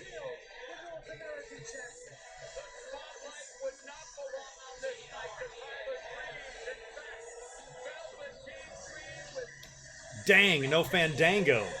Dang. Maybe he was busy eating a quesadilla. With chicken. Oh, there's Breeze. I still want to know if that's Dream's phone or Breeze's phone. Because if somebody grabs my phone and starts taking pictures with it, I'll cut you. I will straight run you over with my car.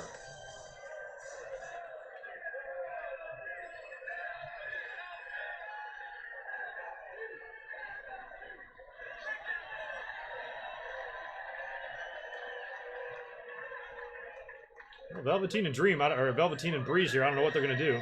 Oh, and he hands his phone back to him. So it is Tyler's phone. You're turning your back on Tyler like an idiot. Turn on him, Tyler.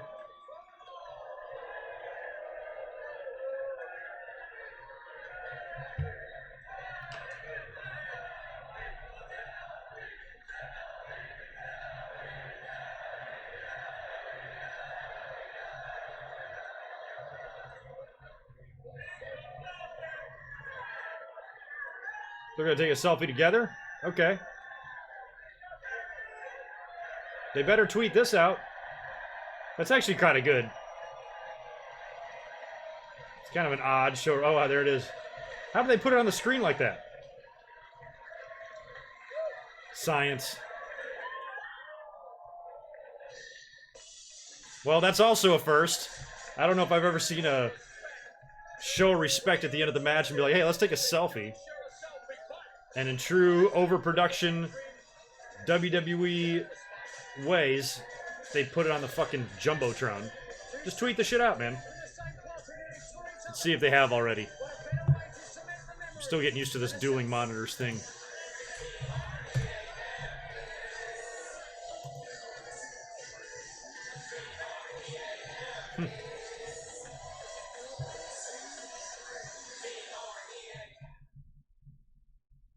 No selfie yet. Unless it's on NXT's channel. What's the next match? It's got to be the women. Right? I think we're getting the women next.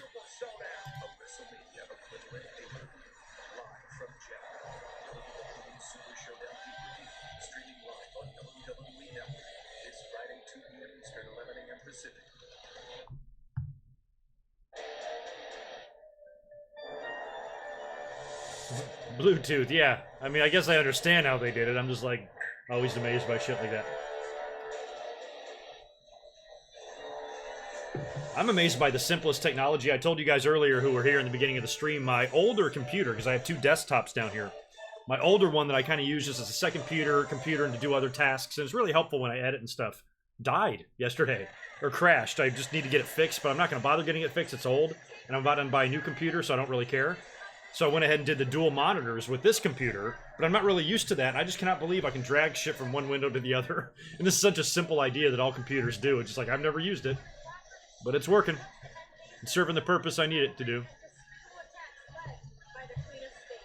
I got my first of the new kind of short This Day in History segments starting tomorrow. I got a short one coming up. 5-10 minutes, won't even be long.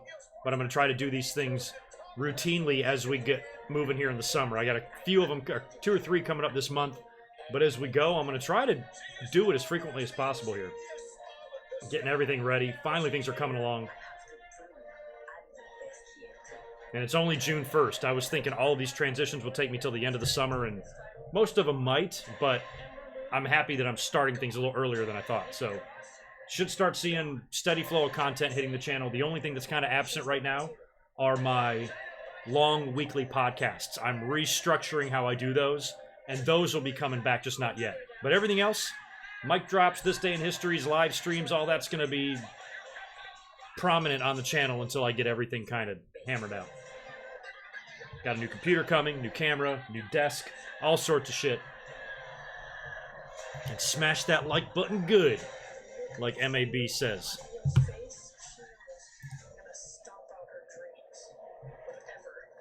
I'm the only one that wants to see Shayna Baszler keep winning this title. Every time we've done a takeover and I predicted her to win, I've seen pissed off fans when she does. Every time. Well, it's stupid. But makes no sense. What makes no sense? Building a tough champion? That makes no sense to you? Yeah, but she doesn't win fair. That's because she's a heel. I do like Io Shirai, though. But I'm still going Baszler.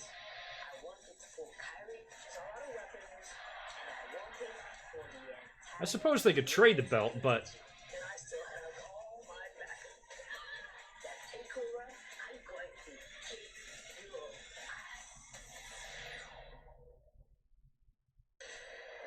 Alright. Raph, I've got Baszler retaining, but I'm open to her dropping it.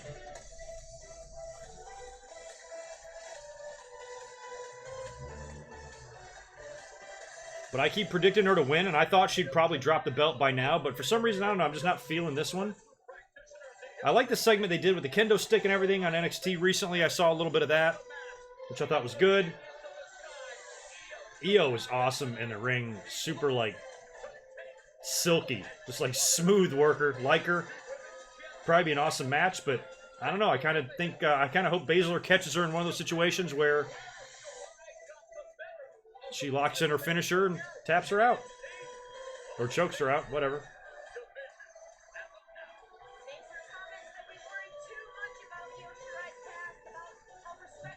And that was one of the big issues I had, I think, of the last TakeOver, is fans were, like, so mad. And I'm like, are you kidding me? The brand right now in all of the world of professional wrestling that's arguably giving us the best quality content, we're still going to pick apart and critique every little aspect of their booking, you know? It amazes me the fans that think it's a wrong decision. I'm like, what the hell's wrong with you? Wrong decision? Go fuck yourself. If you want to criticize stupid shit on Raw and SmackDown, go right ahead. But NXT is doing things right. And they haven't given me very many reasons to not trust their judgment. So whatever they have planned for Shayna here, and whatever they want to have her do, I'm not going to bitch about it. I trust them. NXT's a good brand. This is SmackDown, whole different story. We're talking about NXT. And I think, at least when we're watching good wrestling, fans need to shut their fucking shit traps. And stop being a fuckface. And just enjoy the goddamn wrestling, you know? When you complaining is for Mondays and Tuesdays. Not for NXT.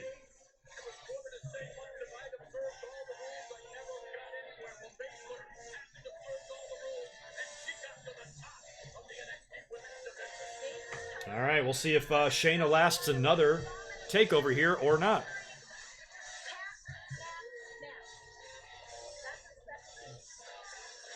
Earlier on, like in the year, I said the earliest I thought she would drop the belt was WrestleMania weekend, was this year.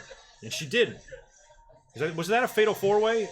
I remember predicting her in that, because I'm like, well, if it's a four-way, I don't think they're going to take the belt off of this champ after this long run she's had in a four-way match. I think it'll be more of a one-on-one deal.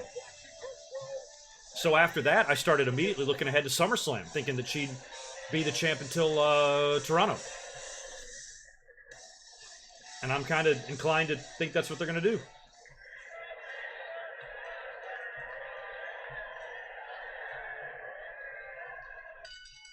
Unless they want to move her up now to the main roster, but...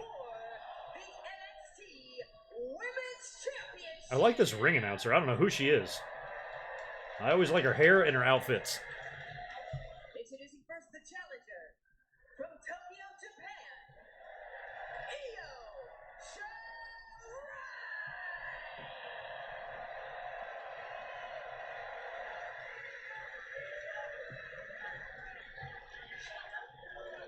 And her opponent from Sioux Falls, South Dakota. I always laugh. Fucking South Dakota. What is there to do in South Dakota? Any of y'all from South Dakota? Baszler looking at Shirai as if to say, your soul is mine. Your soul is mine. NXT Women's Championship, an illustrious history, the dominant reign of Asuka. Beth, you mentioned it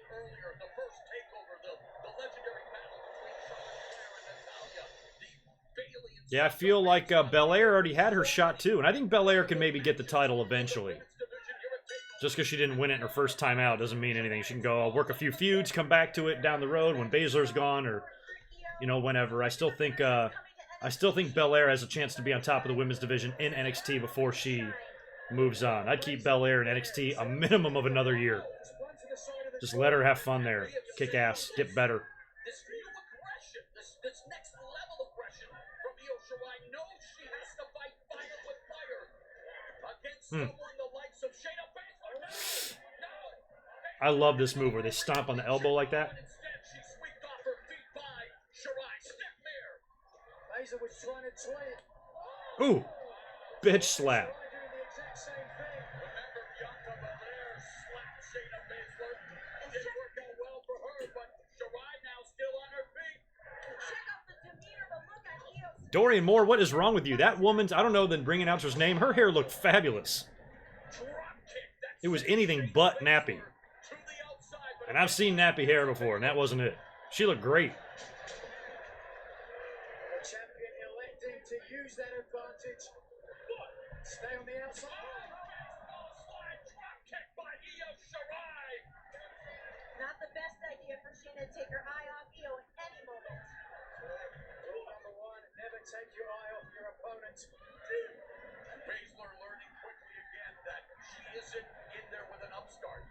We mentioned it many times. Do you guys think that they would maybe ever consider Io Shirai had in her native land of the putting together a faction of all these girls like Asuka, Kairi Sane, Io Shirai, maybe even Mia Yim, a lot of these international girls, and have them kind of maybe be heels and try to kill everybody, like, we're the best wrestlers here, we don't get opportunities because we don't speak English or something. I don't know, they can make up any reason to beat the shit out of everybody, and then they form like a female shield. I think it would suck if they did it on the main roster, but the idea itself, I think the premise is good. Tweak it up a little bit or play with it, but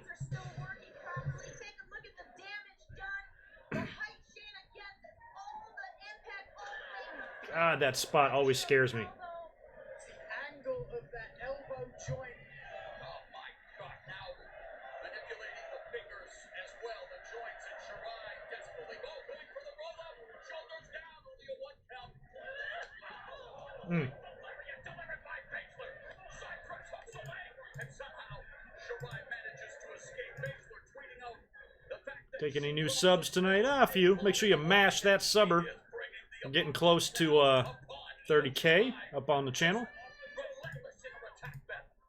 Check Twitter. Thanks to everybody that sent me tweets today.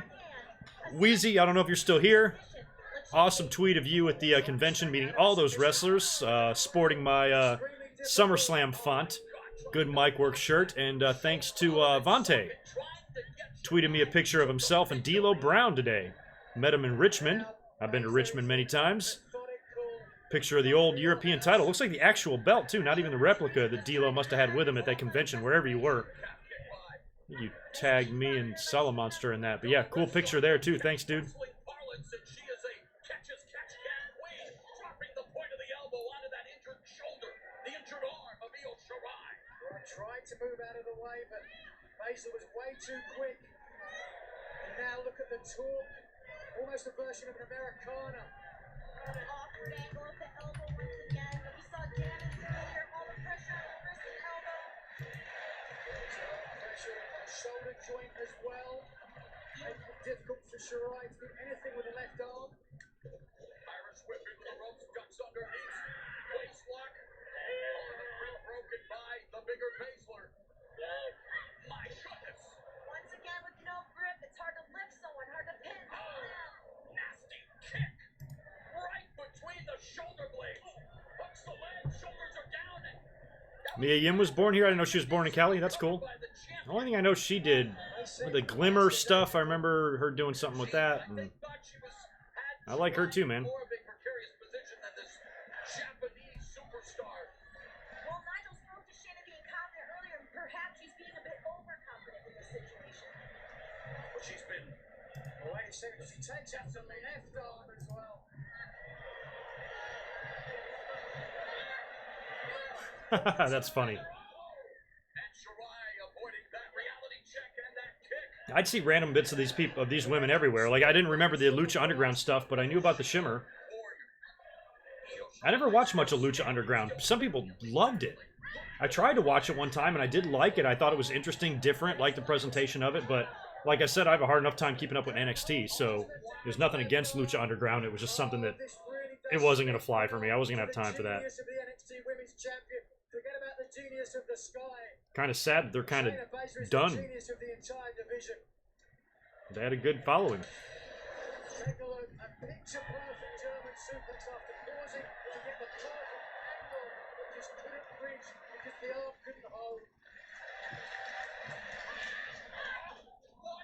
I don't know, too, with Baszler tonight in this match, if she's going to wind up getting any help. If she's going to handle this one on her own. Fighting through the pain, doing her best to shake off the damage Shayna did earlier. Tribute to Rey Mysterio, the 619, or as it's known in Japan, the Tiger Fin Kick. Adrenaline must be flowing now back through the body, able to shake off some of the pain. Oh, springboard. Ooh, that looked good. Thanks for stopping by, Joey. You're studying for ASVAB. Don't know what that is. Good luck. To becoming the new NXT Women's Champ. See the way there, I'm so glad I'm not in school anymore, and I don't have to study. That sounds horrible. But thanks for stopping by, always, and thank you for always being so awesome. And good luck, man. Ace that bitch. Big forearm haymaker. Baszler just laying him in. Crossface.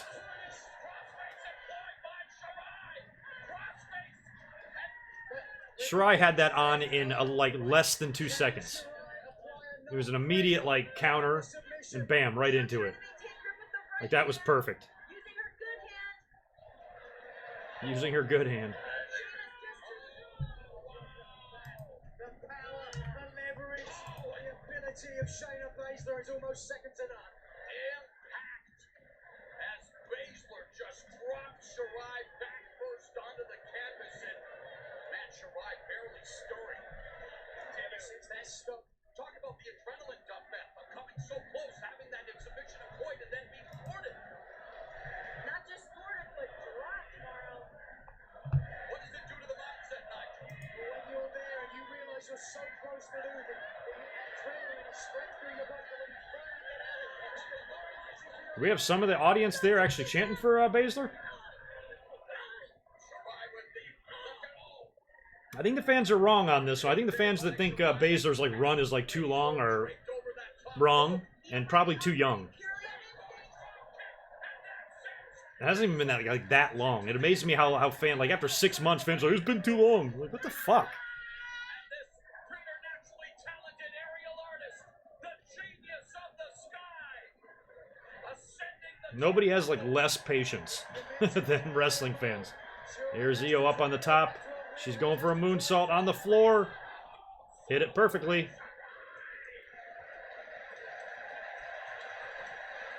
That was hit so perfectly that it looked like neither lady even got hurt at all. High risk, high reward for Io Shirai. Hey, Jackson with an X.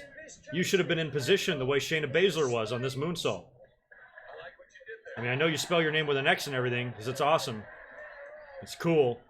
But thus far, Baszler did a great job of grounding Shirai. Now finally, you fucked up Shirai's earlier. starting to build some momentum with her high-flying offense. Can she maintain it though with the injured left arm? Shirai back to the top turnbuckle where she's at her best. Missile drop kick on Baszler. All right, I feel like we're, what, 5 minutes away? The sky like she does. Double knees, double impact, double trouble for Baszler. Shirai seeing her championship opportunity come to fruition. Yeah, there's her help. I knew they were coming. Yeah, I knew Shayna was up there. I didn't know how old she is. 40? 38? 38 sounds more. I don't think she's 40. But no, I knew she was mid to late 30s. Totally. Oh, there's Candace with a kendo stick. Oh, Gargano, you are lucky. Oh my god, she's gonna hit a fan. Girl, you better be careful. And Candice LeRae coming out to help out Io. Literally destroyed the kendo stick. Nice. Shirai cheering on Candice LeRae. Good for Candice. Good for her to come out. She may have heard you, but you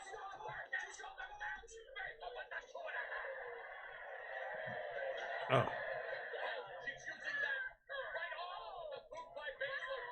Baszler going for it? No?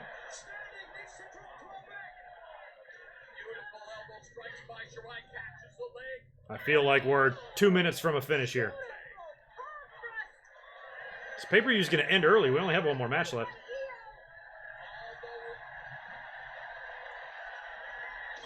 Oh, she landed on her feet. Damn. Oh, nope. Ooh, they almost did the Bret Hart, Roddy Piper spot there. Baszler can still be beaten right here. Yeah, we should roll her up. Yeah, I like this move. Oh, yes. She's got her. She's got her. When she went in for the pinning, I thought Shayna was going to grab her right there, and then the ref counted. Now she's got her anyway. This has got to be it. Now she's going to fight out of it. Hair's all over her face. Come on, EO. I think you're going to lose, but you can roll through this one and extend the match a little bit. How much fight is left in the genius of the sky? That elbow now switched arms down. The forearm underneath the jaw on the carotid artery. Trying it with her other good hand.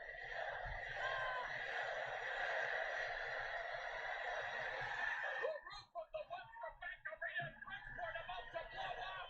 The NXT Universe fully supporting Io Shirai. Ooh, Baszler's got her. There you go. Pull her back. It's it. She's tapping. No, she's not tapping. I thought she was. You got it. There's no way she's going to survive this. Shirai could be out here soon. That Kirifuda clutch has been on a long time.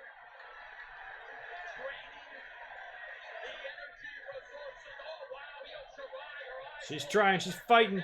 Your foot is like literally really close. You could essentially break this.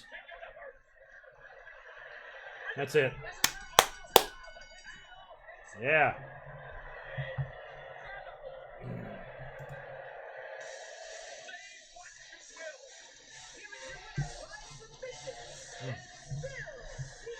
That was great.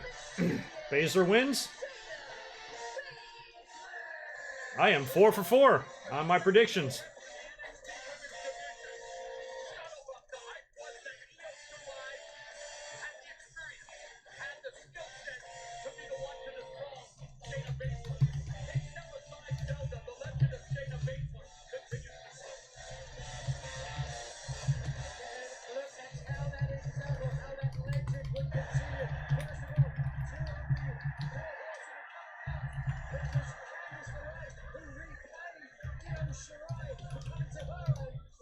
TV. As the match would continue, incredible variable to adjust her momentum, to land there, and then to escape into a victory attempt out of the Kirifuda clutch. But ultimately, here it would be trying to gnaw this strong cradle all the way top. And trying to pull what Shirai does, gives it no net, and do not do that to Shayna Baszler. That led to here, the Kirifuda clutch indeed, and the tap. Io Shirai had no choice. If she didn't tap, she was going in there.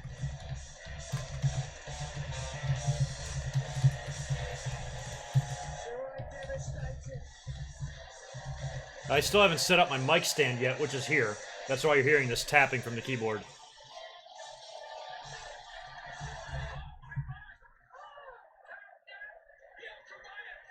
Io is kendo sticking her. That's awesome.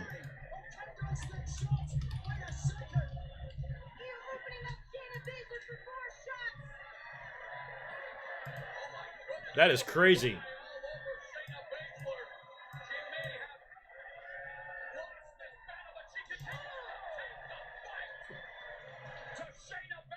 What a terrible show of sportsmanship. What is going on here? Even Lorraine, even Candace is like, what are you talking about?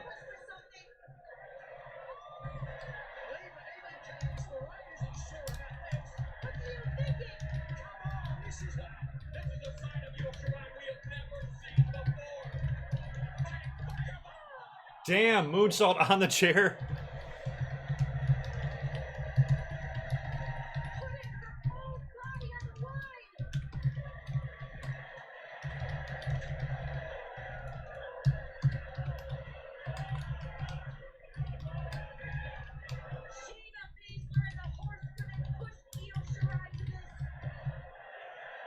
Does this mean she's a heel or what? That's where she's gone.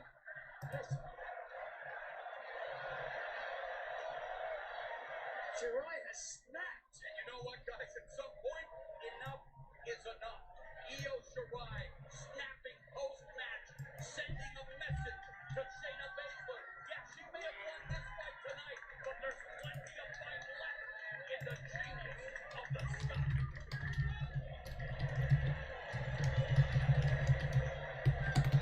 Wow, I don't know. Have we ever seen the NXT Women's Champion in this vulnerable position? Look at she's the winner of the match, man. You can see the wealth she has had. This is the most growth we've ever seen. Shirai leaving her mark, literally, on the NXT Women's Champion.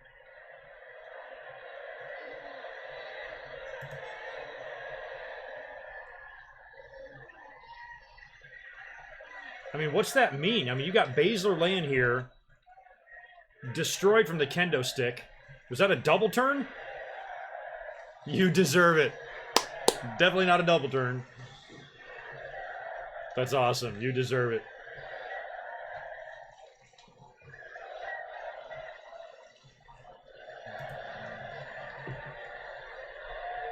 Baszler escaped for the NXT Women's Championship, but maybe not her mind.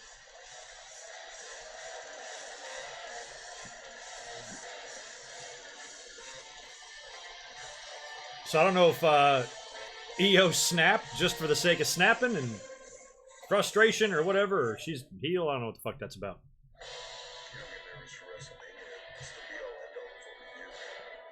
Yeah, I mean, it felt like a double turn when the fans were chanting, "You deserve it." To be joined by Paul Triple H to the back. So excited you guys are here. This whole week is just one big adrenaline rush.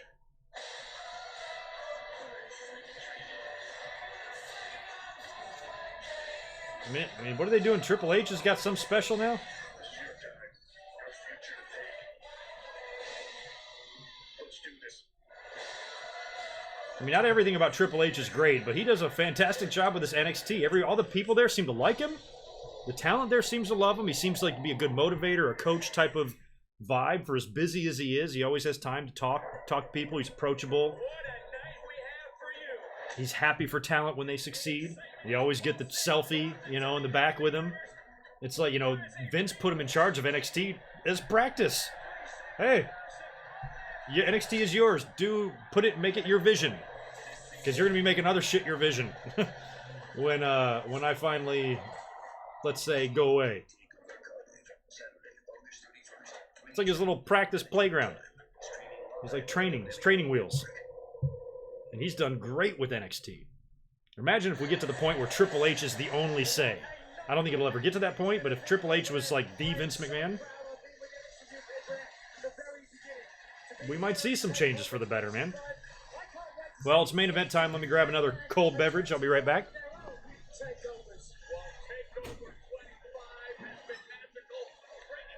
Oh, Stephanie's in the front row? Of course, she's hogging up a front row seat. Ugh. Hey, Stephanie, your video on Twitter yesterday was fucking stupid. Did anybody ever tell you that?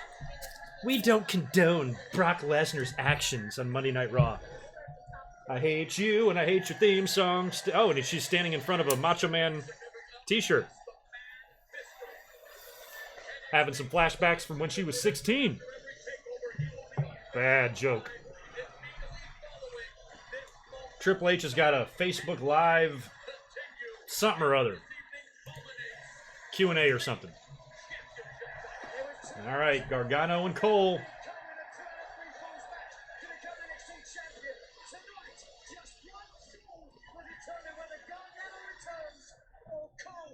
Let's keep it on Gargano. I'm sticking with my pick, Gargano. I think with everything that we've been seeing on TV too with the Undisputed Era, it feels like they should all lose just to add to their problems with each other and shit. But I also, especially if you see some interference, that could be likely. If you get some Undisputed Era interference tonight, and they still don't win, that's going to cause some problems. You can see Roderick Strong come out and cost Adam Cole the match by accident. That's going to cause some problems. I always felt like Roderick was a fill-in anyway. You know, wasn't he brought in because like Bobby Fish got injured or something, right? And then he was tag team champs, and they brought, when he was healthy, then they were all kind of together. I feel like they could do the Odd Man Out storyline with him. But maybe not. I kind of thought, I also think Roderick found a new calling with Undisputed as well. Either way, I'm going Gargano to retain. That's my prediction. 4 for 4 so far. I don't know if this goes an hour, but Triple H is not even going live on Facebook until 7 o'clock. My time. Yeah, it's only 5:57 here in California. The sun is shining right through my window. And I also have 2 lights shining on me, and I still don't feel like my lighting is very good. You can see some of the sunlight. I'm not a fan of my lighting today.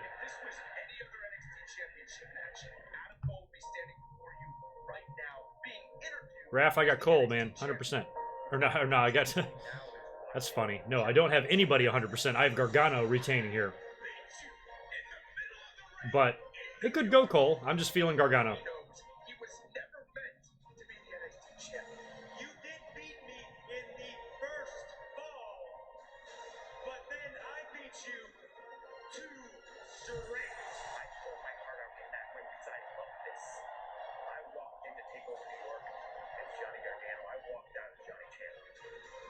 That 2 out of 3 falls match was incredible, man.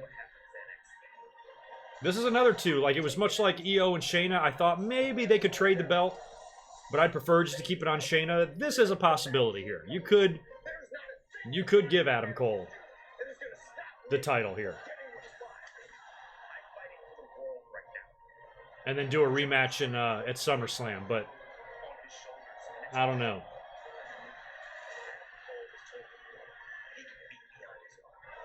I saw another thing to think about, and you guys can help me figure this out. I saw Tommaso Ciampa on the pre-show. He said he was cleared for some non-contact shit or whatever. So his rehab is on point, or on track, whatever. I don't know if he'd be ready for Toronto. You could do, because I mean that was the match we were likely supposed to see, right? In New York, and they changed it. So if you can put it together by SummerSlam, I doubt it. I don't think he's going to be ready, but that could be a good way to keep the belt on Gargano and do the match in Toronto. I don't know. I'm going Gargano to retain and have a brand new opponent when they get to Toronto. That's my guess. We'll see if I'm right or if I'm wrong.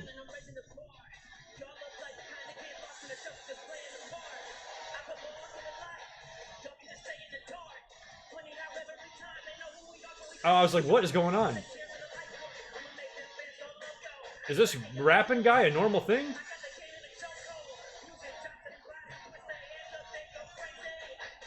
I like this guy a hell of a lot better than Leo Rush. He's good.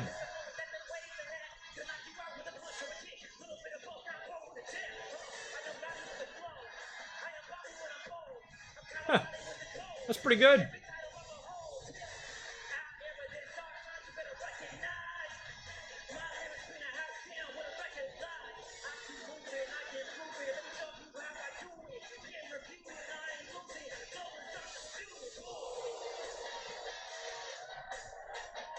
That's cool. I always like it when, like, rock and rap cross-pollinate.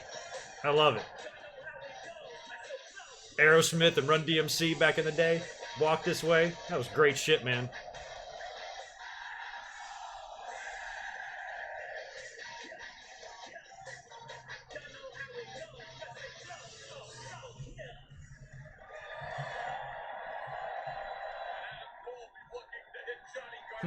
Everybody's gonna think that guy's Leo Rush, just because he's little.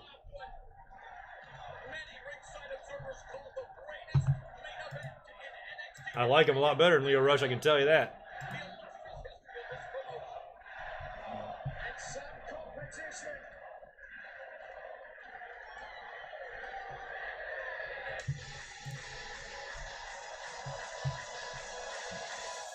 What up, Johnny Wrestling? A couple nights ago, I watched the New Orleans match with him and Tommaso. But still one of my favorite finishes, just with a knee brace fucking wrapped around the face. Awesome shit. Mauro Ranallo having a goddamn seizure on the outside of the ring.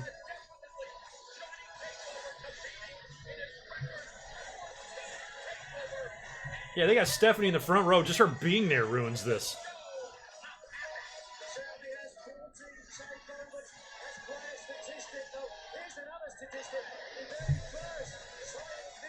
I don't know anything about Liverpool. What happened with Liverpool? I got a notification on my phone. Is that soccer? Don't know. I'm a stupid American.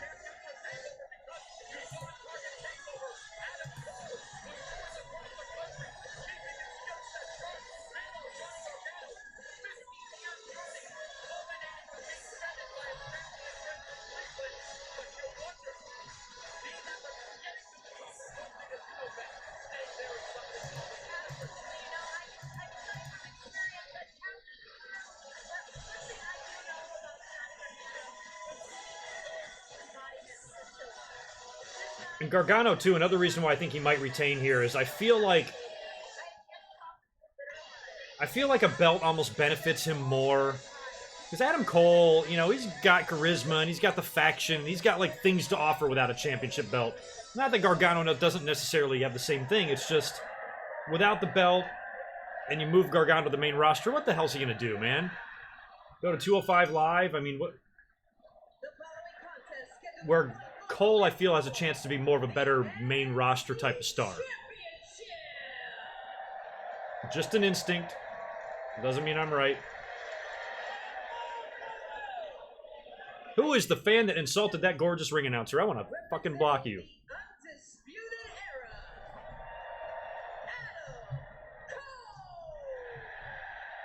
Baby. Did he steal the Bebe thing from Chris Jericho? Like, where did the Bebe thing come from? I know he's been doing it since all the way in Ring of Honor, right? But I always remember Jericho saying Bebe all the time. And then Cole stole it. Thiefed it.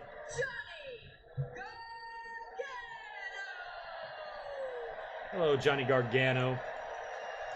I do like this NXT title a lot better than the old one. The rectangle belt. Like, who wants to wear a rectangle belt? Not me.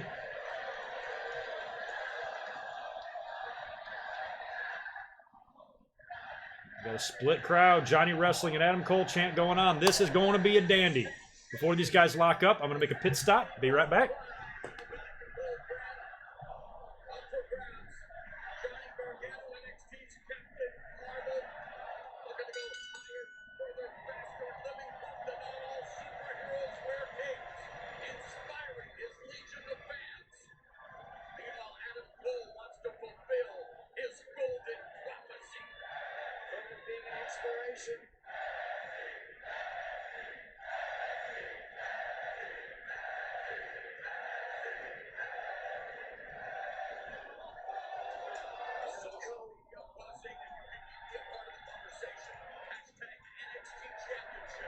Alright.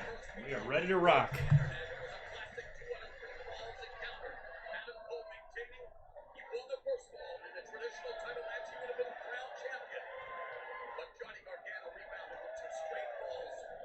Alright, we're here. This week does repeat itself. We will see a new NXT champion here tonight. There we go. I had to kick on my AC. My lights are actually warming it up in here. It's nearly 80 degrees in my place here.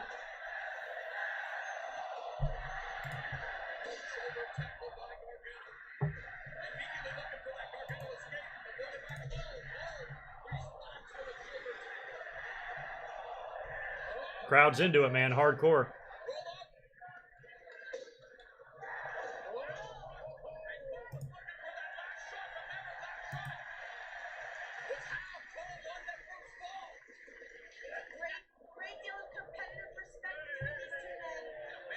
I think I had my predictions pretty good for New York as well, and I think I predicted Gargano winning 2-1. I like the fact that they did Adam Cole winning the first fall. That was pretty good. Because he technically beat him. That was a one-on-one match. The other four members of the For a normal match, he'd be champ. Gave him a reason to have a rematch here. Which is kind of another reason why I just feel Gargano retaining here.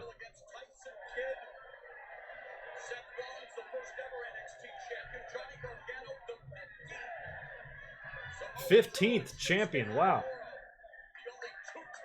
So we've had 15 NXT champions, and this is the 25th TakeOver. Who do you think, since the North American title is relatively new, who do you think will be the first ever Grand Slam champion in NXT?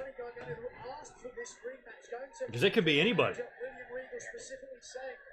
If Adam Cole wins here, he's got a shot, but I can't see Adam Cole winning an NXT tag team title for any reason. Unless he wins here and then they stick him with Strong and they randomly win the belts for some reason. Velveteen might have a shot. Really, only anybody who has a run with the North American title or tag has a shot.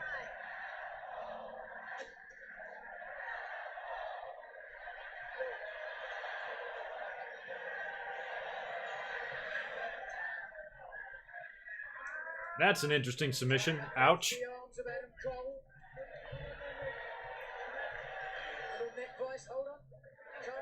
Oh yeah, Gargano is. Thanks. Duh. Fuck. That's right. How did I not put that together? I'm thinking they haven't had anybody yet because the North American title is so new. That's right, Gargano. Yeah, that happened in New York. So he's the first one. So there won't be a first one again. So maybe I should say the next one.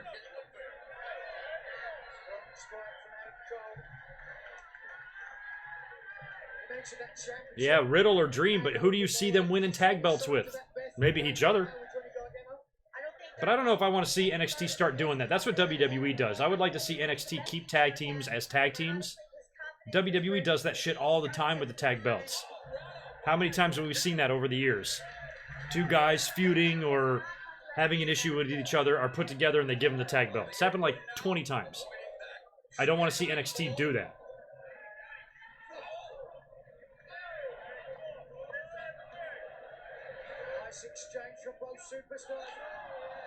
Like Austin Foley and Austin Michaels and Taker and Austin.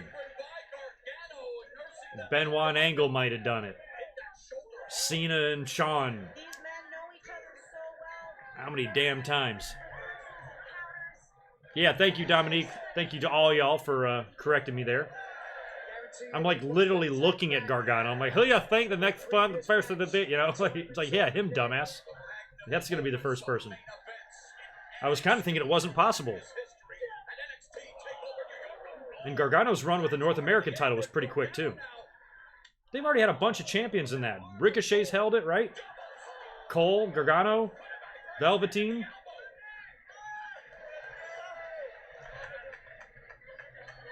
Ricochet, I think, right? How many others? Taking a look now. Look at the angle of the left arm and the elbow joint. Oh my God. Almost a hyperextension of the elbow joint. And of course, this plays into It's gonna be hard for Gargano and Cole, although I thought they had a great 2 out of 3 falls match, and I know this one will be good. I don't know if we're gonna ever see anything top that Gargano and Almas match.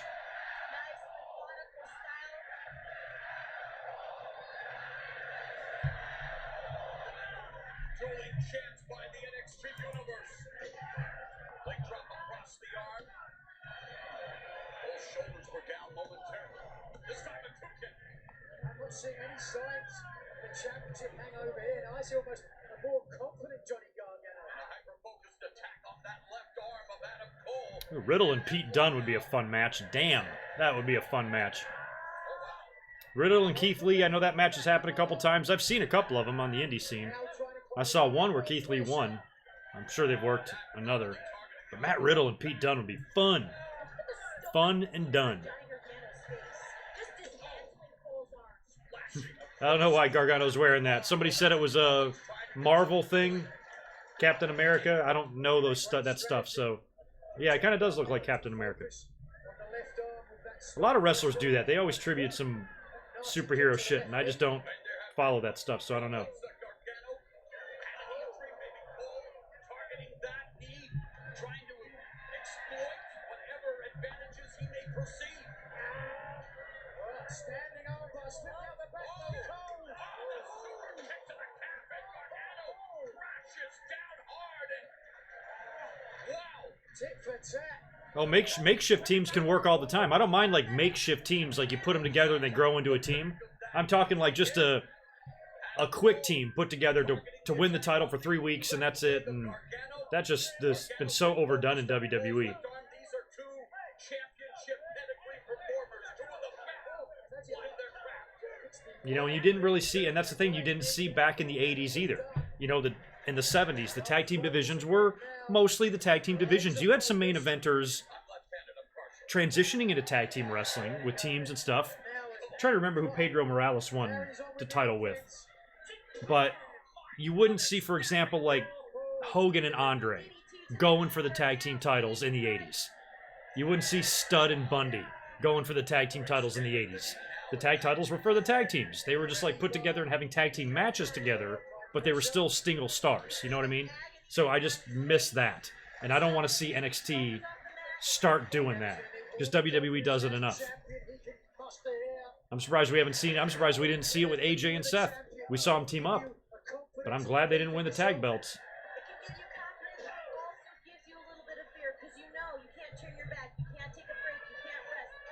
Oh, Captain Marvel outfit.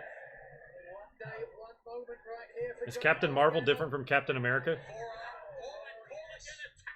I can't keep track.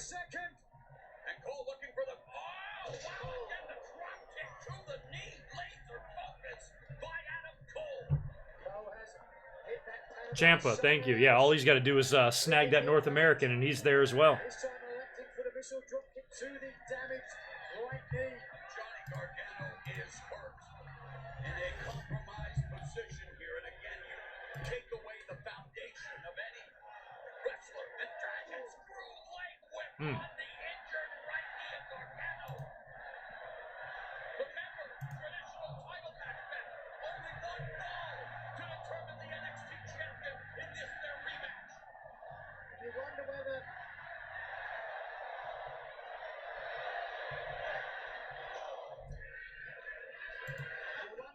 plays into the psyche of Johnny Gargano as well. Whether he remembers losing the first book, imagines it happening again. All it takes is 3 seconds, guys. A quick roll-up, and this could be over, and we could have a new NXT champion. Well, and it may also take just verbal capitulation. If the pain is too much, Gargano may be forced to surrender. You know that Johnny Gargano and his heart would never do that, but Nigel could pass out from the pain. We've seen it happen before. I don't think we're going to see a Gargano tap out. No way. Look how doggedly Adam Cole. inside Trent looking for small package. Gargano, Cole's shoulders are down for a 2. And again, Cole going back to the knee. Panama, no. Counter sit-up powerbomb by Gargano. Big misjudgment from Adam Cole. He jumped too far out. We'll take a look. Look how far Cole jumps. That ref cracks me up with the orangeness of him. I know he was a wrestler. I know he's done some wrestling on the independents. Morales, Ray Stevens? Oh, you mean the tag team? No, Morales, it was, it's the only exception to the rule that I was talking about, how you didn't see main eventers coming with. Who the fuck did Morales team with? I think it was Backlund. Actually, I'm certain it's Backlund. Yeah, it was Morales and Backlund won the tag belts, I think. Might have been against the Samoans. It was during that era. 80, 79, somewhere in there. That's the only time I can remember. But aside from that, you saw teams virtually remain teams.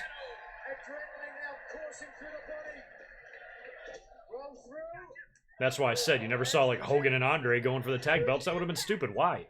You know?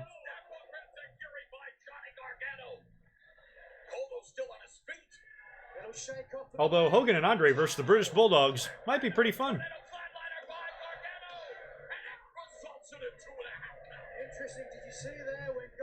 Zane, thank you for the $2, brother. I appreciate it. Same to you, Nathan. Thanks you for the $3. Candace beats Shane at SummerSlam. Io turns heel. Yeah. They could definitely be building up Candace now.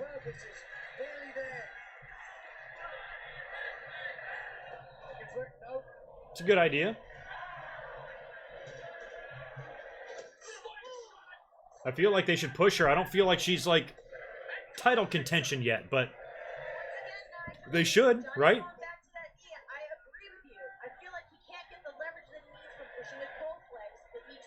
That is weird. So if he's doing any sort of tanning, I don't know if that's a tanning bed or a spray deal or job or whatever. He's to wear gloves. So he's got white hands and an orange body. Does he look in the mirror and be like, yeah, that looks good. I look orange today. Hey, goddamn jack-o'-lantern. Same thing, Mega Powers. They were never going for tag belts either. If the Mega Powers were around in modern times, they would definitely have been tag team champions.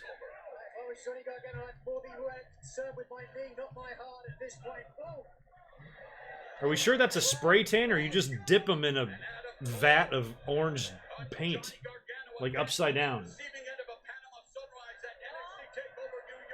Like one of those ice cream cones that you dip in the chocolate that like hardens. Ooh.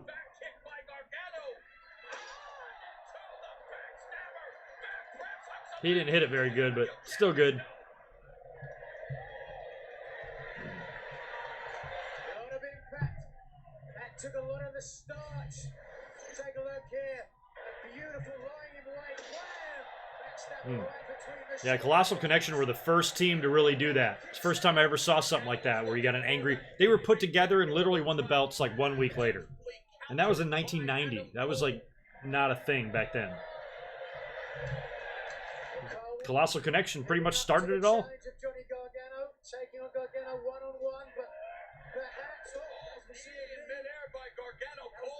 Years later, you'd see Diesel and Shawn win the title, and that's just stuff that you just never saw before.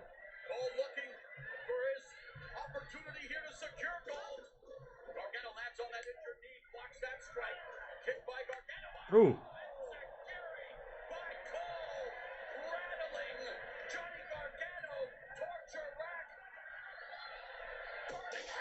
Wow. Johnny will kick out. Has Johnny got an injured forearm, shoulder, or elbow here? Interesting strategy with a pinfall there. Take a look here. Yeah, Stephanie's in the front row. I don't know if she's making everybody nervous, unless she's been there all night.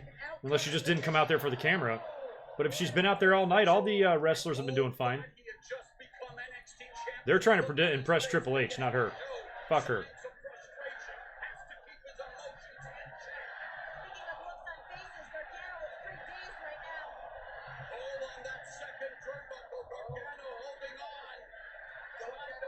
Well, happy to see the same group of people that have been here from the start are pretty much still here.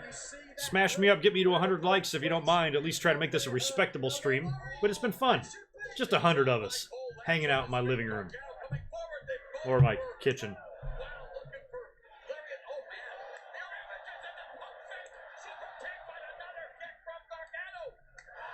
Wow, it's like a super kick exchange.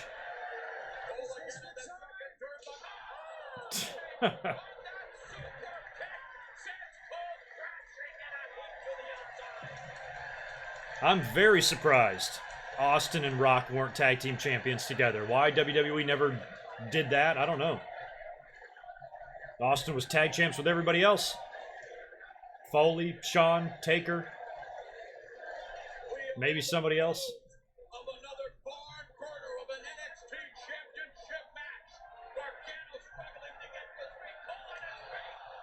Did they just double super kick each other?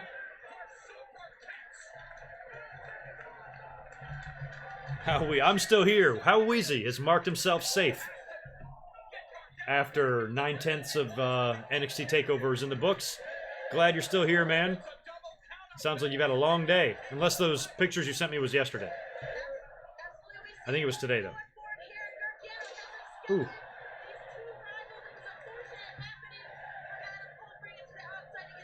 Yeah, and if you remember with Diesel and Shawn, they won the titles the night before SummerSlam in '94 from the Head Shrinkers. Head Shrinkers had a title match the next night.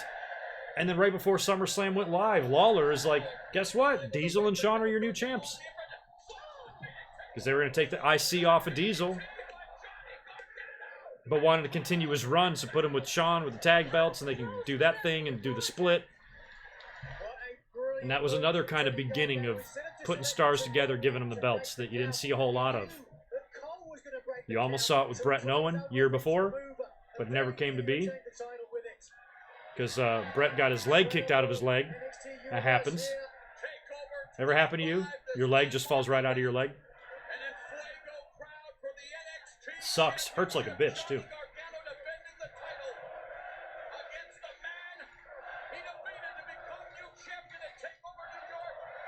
Can't hear what they're chanting.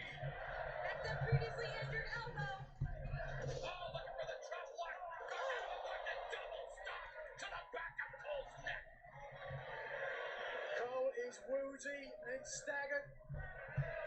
This is Gargano's opportunity.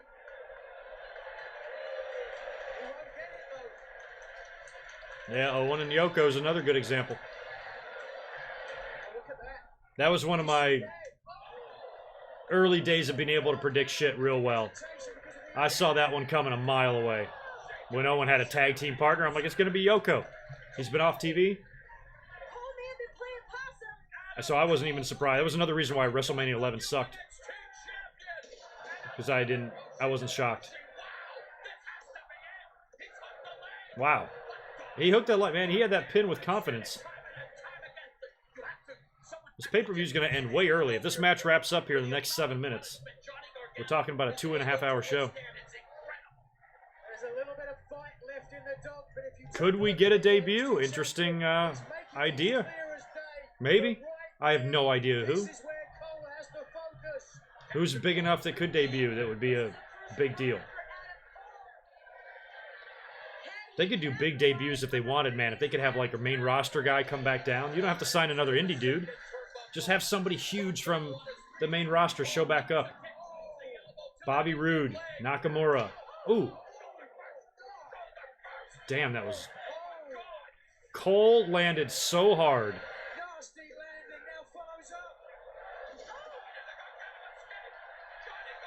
up. Oh my god, that looks brutal. He's got it right in the middle of the ring. Is he going to tap? I think he might. Nope. He's grabbing a knee pad. He's fighting. All right, he's going to get out of this.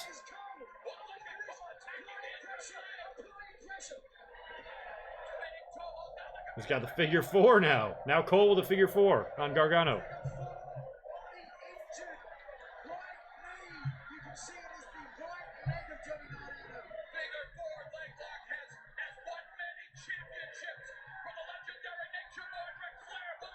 Ha!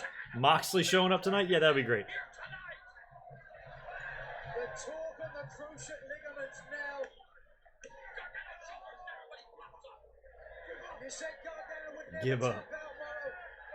He may pass out if he stays. I mean, they haven't done anything with EC3. They could bring him back to NXT. I'd put him back there. I have no idea why he's on the main roster. I never thought he was that big a star to begin with, even in TNA. I didn't think he was that great. I thought he was okay, but...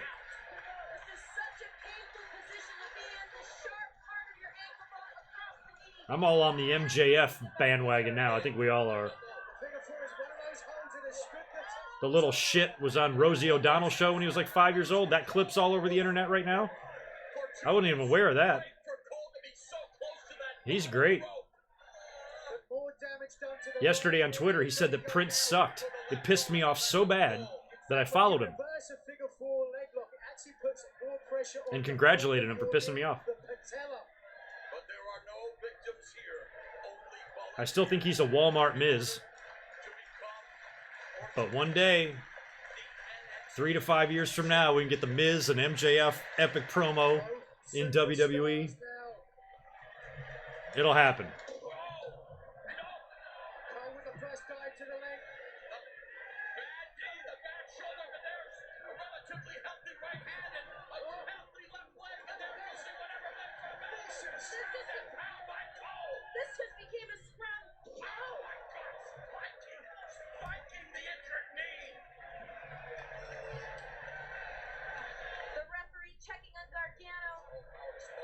Orange Cassidy's another guy that just cracks me up. Jim Cornette probably hates him, but I think he's funny.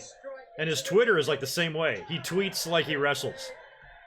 He'll tweet an advertisement for a show. He's like, I'm supposed to be at this thing. or whatever. It's just fucking hilarious. You just get a kick out of him. There's a certain goofiness to the indie scene that is always fun. It's always been that way.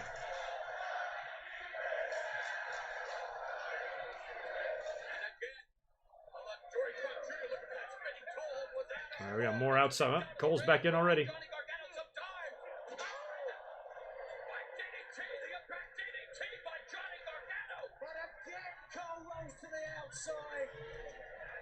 Oh my god, when he called... who's the double amputee guy that wrestled in the Battle Royal?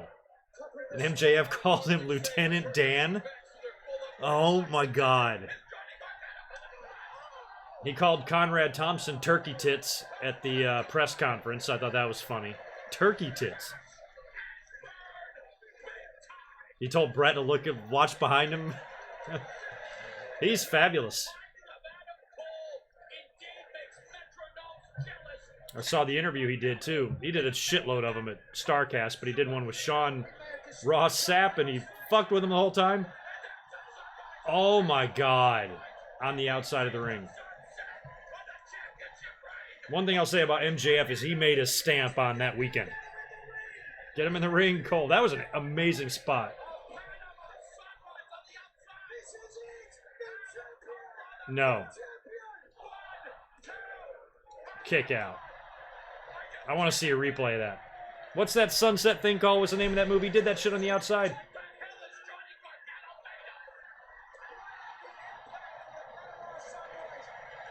Panama Sunrise, okay.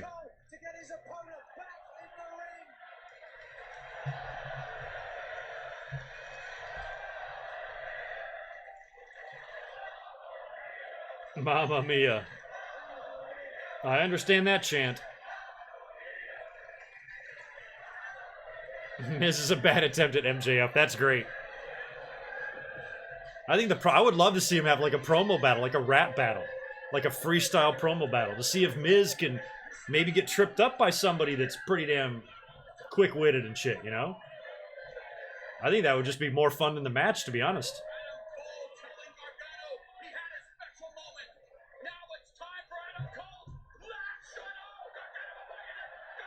Oh. Whoa, Cole's going for it?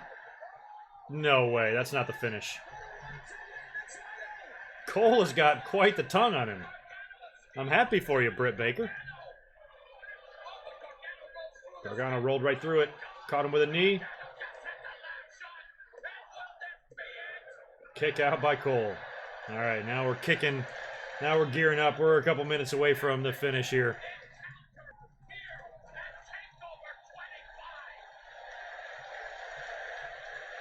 Insert County Destroyer. That'd be the San Diego Destroyer. I'm in San Diego County. NXT. Oh, we gotta get that Twitter poll ready. These two men have set out to absolutely destroy each other. Two gladiators meeting in the center of the ring.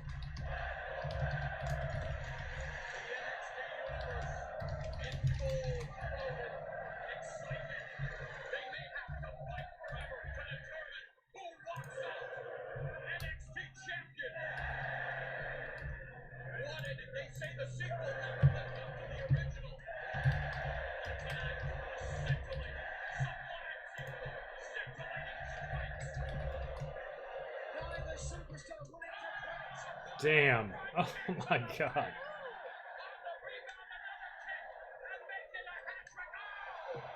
Damn.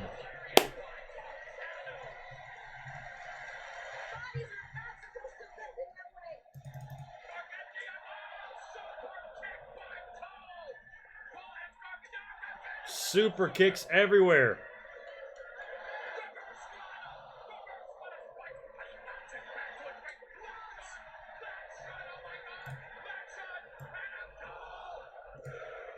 Oh my god, you knew he was kicking out of that.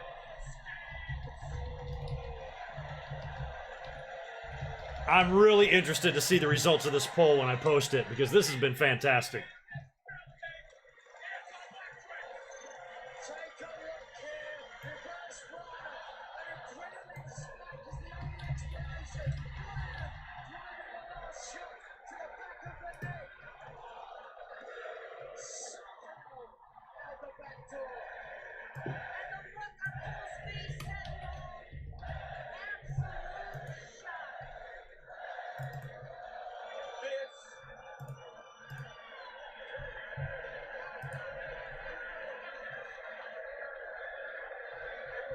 MJF versus The Rock. I think baby steps for MJF. Let's start with The Miz. Then we'll graduate to The Rock. I'm not ready to put him that high up yet. We got chairs. We got furniture. I'm interested in the time on this match. I don't know when it started. It's 32 past the hour here. We're pushing 30 minutes. I'm the referee. Yeah, that'll stop him. Oh, referee got taken out. Took a bump.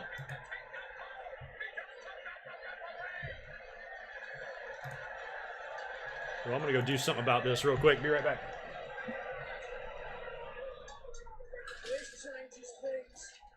There we go. Oh, there we go. I'm back. I didn't realize I had sun kind of shining right in the face here. This gonna be it? No way. No referee. This is where I'm worried that Undisputed guys are coming.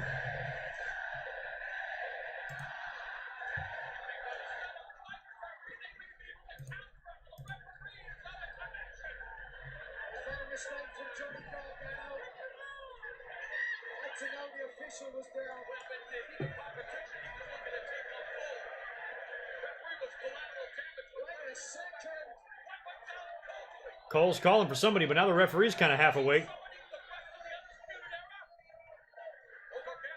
Oh, he's just fronting. He's making him think somebody's coming.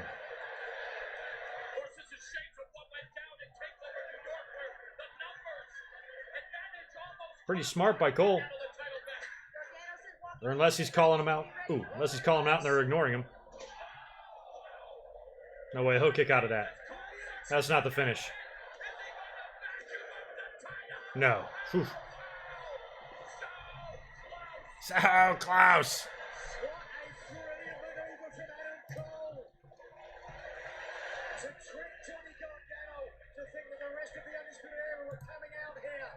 And as soon as Gargano realized he'd been tricked, it was too late. Johnny Gargano barely stirring in a supine position. Cole looking to cover him, or is he? The referee getting back up to his feet finally. This is awesome. This is NXT. With one arm. Here we go. Nope. Oh, he collapsed. He's out. He's always right. That may have been beneficial to him falling face first like this because he was going to be on the receiving end of another last shot. But at some point, Morrow, the referee could stop this. I think he's going to roll him over and put him in the submission right here. His eyes are open. He's okay for now. See? He's got him. Look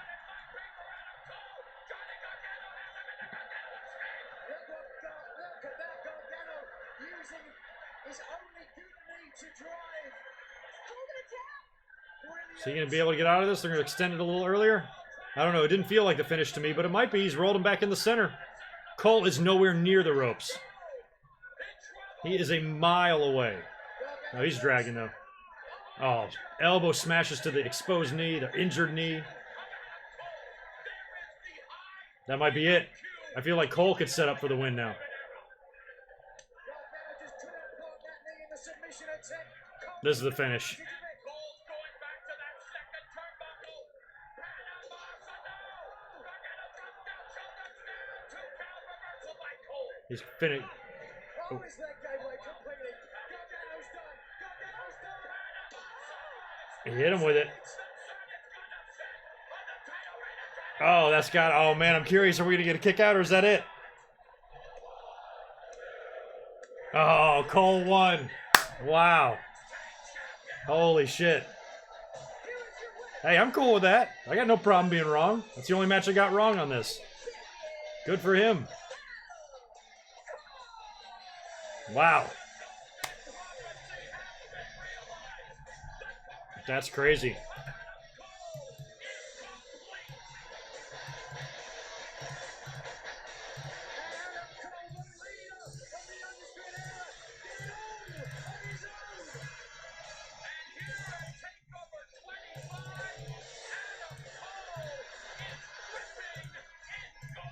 Dripping in gold. So he's the only one. All right, Twitter poll is up. Head on over to my Twitter page at GoodMicWork and vote. Which show do you think was better? NXT TakeOver 25 or Double or Nothing last week? Kind of depends on how you look at it. If you're talking just straight wrestling, all 5 matches tonight I thought were good. Really good. Double or Nothing had probably the best story with Dustin and Cody. Best moment with Moxley. I mean, the whole thing was a moment. Maybe the show itself was more exciting because it was kind of the birth of a new era type of thing. This is competition, and this is kind of an underwhelming takeover. But if you're just judging the shows by themselves for what they are, what do you think?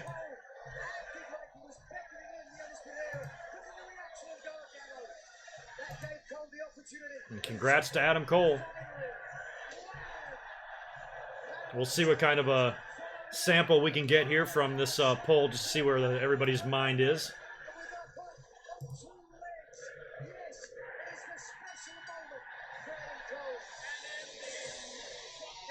Johnny Jobber. He's the fucking champion. There he was, and he lost the title. Are you a jobber if you're champion and you lose a title? Grand Slam champ for Adam Cole, too. Is he really? Was he really the tag champ? Did they have the Freebird thing going on? He might have filled in briefly. Wow. And thanks for the $2, Marcus. You're awesome.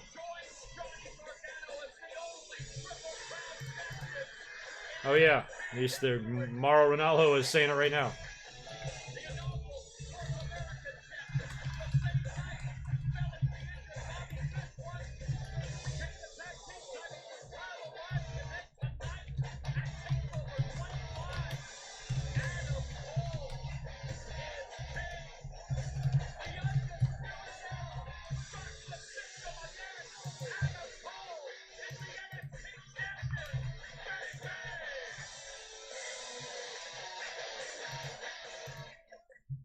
Good stuff.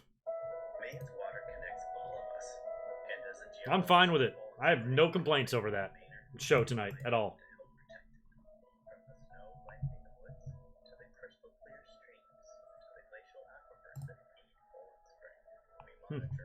Now I got nearly 100 votes on the poll already. 70% are giving the nod to TakeOver here. That's crazy. Dominique, thanks, man. Hope you got off work. Thanks for the $5, dude. Cole is now technically a Grand Slam champion since he's part of Undisputed Era. Yeah, that's what Mauro just said. I kind of was like, what? How is he a Grand Slam champion? But I guess with that whole tag team rule, he was in some tag matches, defenses, wasn't he?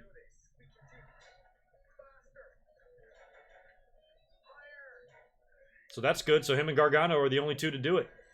And that's why I thought that was the only match that I was kind of torn on. I mean, I predicted Gargano because I just thought, I'm like, well, he just won the belt. I don't know if I really want a short run for him, but Cole is more than capable. He's earned it. They had a great match last month. Or, I'm sorry, before WrestleMania, and followed it up here with another classic. And good. I don't know. Might get a rematch again. That one I really felt like it could go either way. And we got this Triple H special now on the network. I'll probably watch that later. I love that we have, now that NXT is over, we have the biggest audience that we've had of the night, which is not a very big one. But still we had about 120 or so folks in here all night, which is kind of low. But it's a Saturday and it's NXT, whatever. We'll run through the results real quick. I can pretty much do this by memory because it was easy. The opener was a great match with Matt Riddle and Roderick Strong, which I felt would be. It was one of the matches I was looking forward to the most, even though I was 1,000,000% convinced Riddle would be winning. I just don't think they're going to put Roderick over in that situation, and I certainly don't see Riddle dropping 2 straight NXT matches. Or TakeOver matches, I'm sorry, in a row. Since he dropped it to Dream at the last one. So I thought that was a great opener. Hard-hitting, everything we expected. Roderick always just works his ass off. He just looks like he gets his ass kicked out there. And the match was everything I wanted it to be. Perfect opener. Matt Riddle got the win. No surprise, but good stuff. Like, super awesome wrestling. I love Riddle, man. He's on my radar. Senior Flippy Floppy is what I call him. Dominique, thanks for another one, dude. Can't wait to watch, but now... Watch it now, but not off yet. Well, I can't wait until you do get off. Feel free to shoot me your tweets or whatever later on what you think. It was a pretty damn good show. Wrestling was off the hook, and thank you for your support, dude. You are awesome. I don't even remember what the next match was. Was it the tag? Or was it the... I think it was a tag. Tag ladder match was up next. I predicted Street Profits to win. They did. Excellent finish there. The match was all over the place. In terms of spots, I can't really think of anything that they didn't do that we don't see in most matches, other than the finish was perfectly timed. With the big dive off of the top rope right onto the ladder. Everything about that was great. I thought it was a fun win for the fans. The Street Profits celebrated by going off into the crowd and, you know, partying with them. It was all fun, and the match was good, and it was brutal, hard-hitting, great spots, everything we expect from ladder matches like that. And especially on the NXT level, you know those guys are going to put it all out there. And they did. I loved the Dream Tyler Breeze match as well, even though it was super predictable. Did not see Tyler Breeze winning. Put up a hell of a fight, though, and took Dream to the absolute limit. Dream won, and in the end, they took a selfie together, which was a combination of awesome and weird. Shayna Baszler retained, defeating Io Shirai. Tapped her out. I predicted her to win as well. I like the run that Shayna Baszler is going on. I'm one of the only ones that really has no problem with her run. I see it so much. The common opinion everywhere seems to be that she's, like, held the belt for too long. And to me, that's just so weird. I'm like, what do you classify too long? Anything less than a year is not that long to me. Like, I don't even see what the big deal is. It's like this give somebody else a chance mentality. I'm like, why? Fucking build this... Woman is a monster, you know. She's in her late 30s. She's got to get to the main roster and get as much money out of her as you can. So build her as a dominant force here in NXT, and maybe when she gets to the main roster, you won't make the same mistakes with her that you did with Asuka. And there's still plenty of time for all the other women, and Bianca Belair, and, you know, Bianca had that match with her too, right? And I'm like, why does everybody want Bianca to win? Am I the only one that thinks it's way too early? Especially the way they build and push and present Baszler.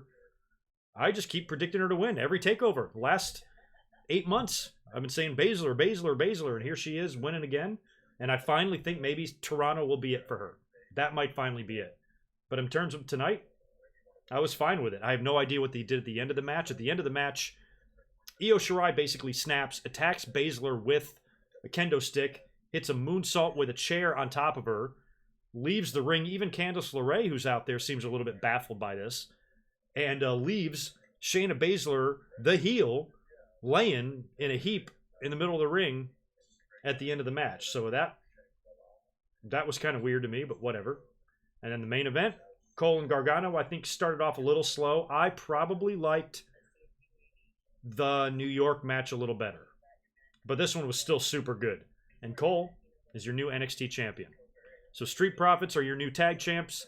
Cole is your NXT champ, and we've got Velveteen retaining his North American title. That's your takeover in a nutshell. 5 matches, 2 hours, 40 minutes. Not bad.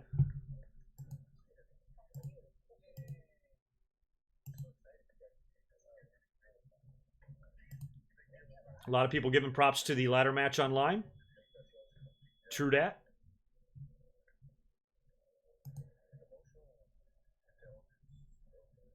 We got about a 65%, 35% split on the TakeOver and Double or Nothing shows.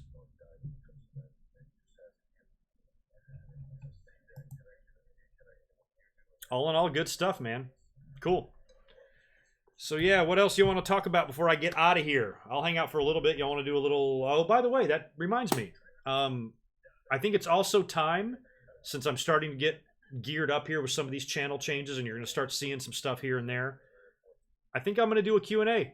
I'll set aside a night, one random night, maybe even a weekend night, a Sunday or a Saturday night or something in the next couple of weeks, somewhere in the month of June, and I'll do a Q&A. Those are always fun whenever I do those. I kick back, hang with you guys. You can send me them on Twitter and email them to me, and I'll pull a bunch of questions and get them ready and answer some that were sent in and then answer some in the chat. Last time I did that, it was a lot of fun, and I think I'm overdue for doing it again. So we'll do that soon. It's coming. Stay tuned, y'all. Thank you, Chris Ludecki, for the $5, dude. You're awesome. Thanks for the super chat idea for EC3. Give him Steiner's push-up gimmick and have him do a weekly push-up challenge with Sergeant Slaughter till Slaughter can do the Luger pec flex. That's an interesting, it will never happen as far as Slaughter getting those pecs. But the idea, that's pretty funny. Or a version of it, you know, where he's in there, you know, taking advantage of this ridiculously orange, jacked up look he has. But he's one of those guys that, like I said earlier, even though I'm not a huge fan of EC3, I have nothing against him personally, and I fully believe that he deserves every opportunity. I just don't personally care if he ever becomes a star because he doesn't do anything for me. But why did they bring him there? It's literally, it's one of those things where they decided that morning, let's call up 6 NXT guys. And then they're there. And then they're like, well, what do we do with them? And the only thing I've seen EC3 do is have a couple of matches on TV and appear backstage, just standing there, literally doing nothing. It's a shame. It's a shame. JC13, that's funny you asked me that. I just posed that question to all of you on Twitter. I wanted to know what they thought. You got to look at the show in two different ways. If you're judging the show just based on pure in-ring wrestling alone, I'm giving the nod to tonight. Not that All Elite or Double or Nothing was bad at all. Just tonight, every match was fucking amazing. All Elite Wrestling had the better moments. That Cody and Dustin story that was told is the best story of the year, much less the last 2 weeks. Moxley, I think, has been the moment of the year, showing up at Double or Nothing. The whole overall night was special. You know, where this NXT TakeOver didn't feel that special. Yeah, it was the 25th one, but it didn't have that special feeling attached to it that some of these takeovers do, but yet we still got a great show. Where All Elite had all the hype, all the focus, all the press, all the buzz, and it delivered. So, you know, arguably you can give the nod to All Elite just for being the overall better, most noise-making show, the most trending show. I mean, they potentially changed the business that night. NXT, all they did was give us the same kick-ass, awesome wrestling that they know they can. So, in-ring wrestling alone and nothing else, and don't judge anything else, TakeOver. Overall, better night and more historic, memorable night, Double or Nothing. Easy. Todd. 0864. Thanks for the $2. Yeah, channel changes. I'm just kind of changing up some things behind the scenes. I'm going to change up how I do podcasts. I'm changing some new video segment ideas, trying to lighten up my load, but still provide you guys with more content than I'm already giving you. And I got to be honest, those weekly podcasts were really draining to me. They weren't really fun to do because I was having to review shows that I didn't really like doing. They take me forever to edit them because I record them first and then edit out. Sometimes I do retakes when I'm talking. All that's time consuming, and it just was growing tiresome.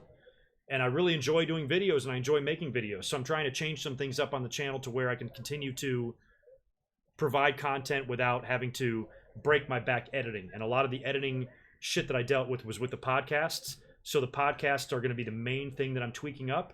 And then I'm tweaking up mic drops, this days in histories, and trying to just have a steady flow of videos coming to the channel and see if that does anything to help my subscriber count on YouTube. And the podcasts are going to return. I'm just going to change how I do them. I'm going to do them on camera. I'm going to do them all one take. And sometimes they'll even be live, and sometimes they won't. But I'm going to pretty much try to do them like that just to reduce how much time I spend editing an hour-long podcast that at the end will likely probably get no more views than a 5-minute mic drop that I put up or something. You know what I mean? So I'm just trying to figure out a way to balance and make the videos. I think we're like transitioning on the channel is all I'm really trying to do.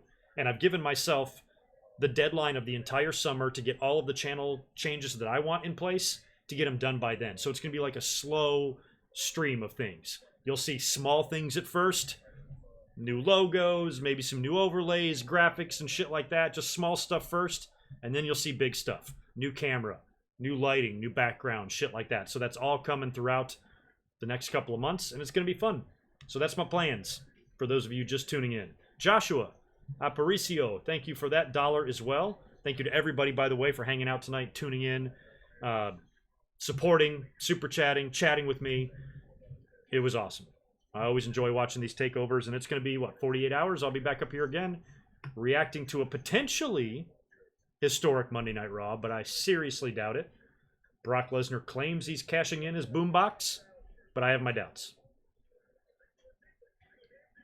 This Triple H special, I've got it on here. It's on no volume, but it looks interesting. Marcus Metcalf, thanks for the $2, brother. Appreciate it. What would you do with Sasha Banks, heel or stable? I'd definitely go heel. Stable, I don't know. I don't even know if stables can work.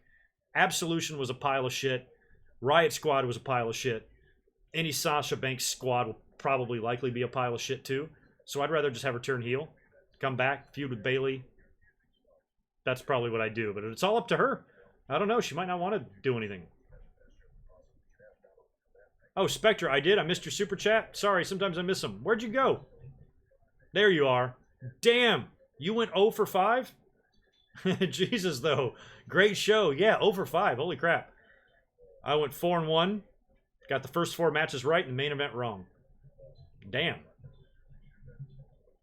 And you super chatted me $3 to tell me that I missed your super chat? You are too kind. But, I'm usually pretty good about seeing those. Every now and then I'll miss one. But yeah, I appreciate it. Sorry for your horrible luck in the predictions. Maybe your predictions were so bad, I purposely ignored you. No, I'm kidding. I would have never done that. I thought I was going to go 5-0. I really thought Gargano would win. The Cole victory somewhat shocked me, but it certainly did not upset me. At all. Nothing they could have done tonight. They could have had any. They could have had Breeze win the North American title. They could have had Baszler drop the title. I wouldn't have given a fuck. All the matches were awesome.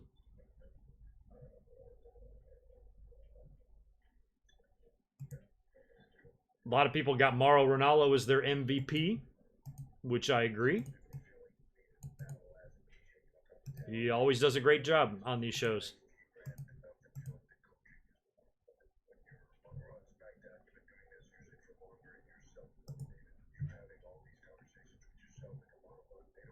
Check over here. Do I get any new subs coming in tonight? Probably not. Nah, a few. Couple dozen. Not bad.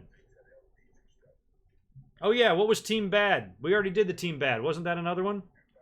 Sasha Banks was involved in that, right? I almost forgot about that. God, that was so bad.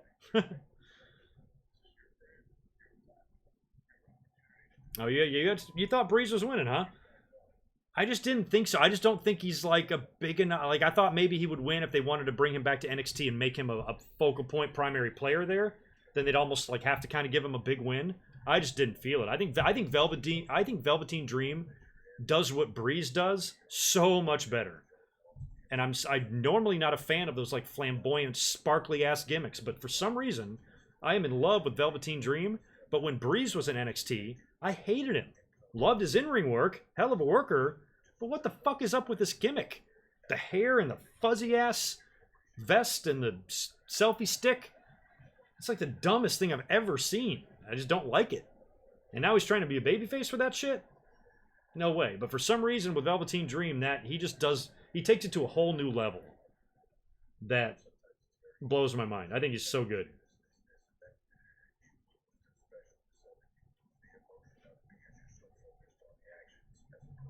That is what you call a good pay-per-view. I agree 100%. Well, since the pay-per-view's over now, and I'm going to be back up here in a couple of days, and I got shit to do tonight, I'm going to go ahead and get out of here. We almost reached 100 likes. Maybe one of y'all will click that button before I sign off here.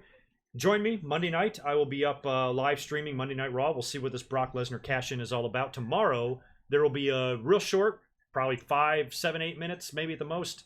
This Day in History, one of the new segment and channel ideas and changes that I'm making are to be doing more frequent This Day in History, real short ones, talking about a historic match, night, moment, death, whatever, I'll be talking about that from time to time on my channel a lot more frequently than my This Day in Histories previously. And like I said, they're going to be shorter. Some of them will even be live. Kind of like mic drops. Some will be exclusive, some will be short, some will be long, some will be live. Kind of like that. So I'm playing with some ideas, experimenting, and we'll see. Everything will be hammered out and smooth and organized by the time we get to the end of the summer. So you guys take care. Be cool. Have a good rest of your weekend. I will catch you Monday night for Monday Night Raw. Peace.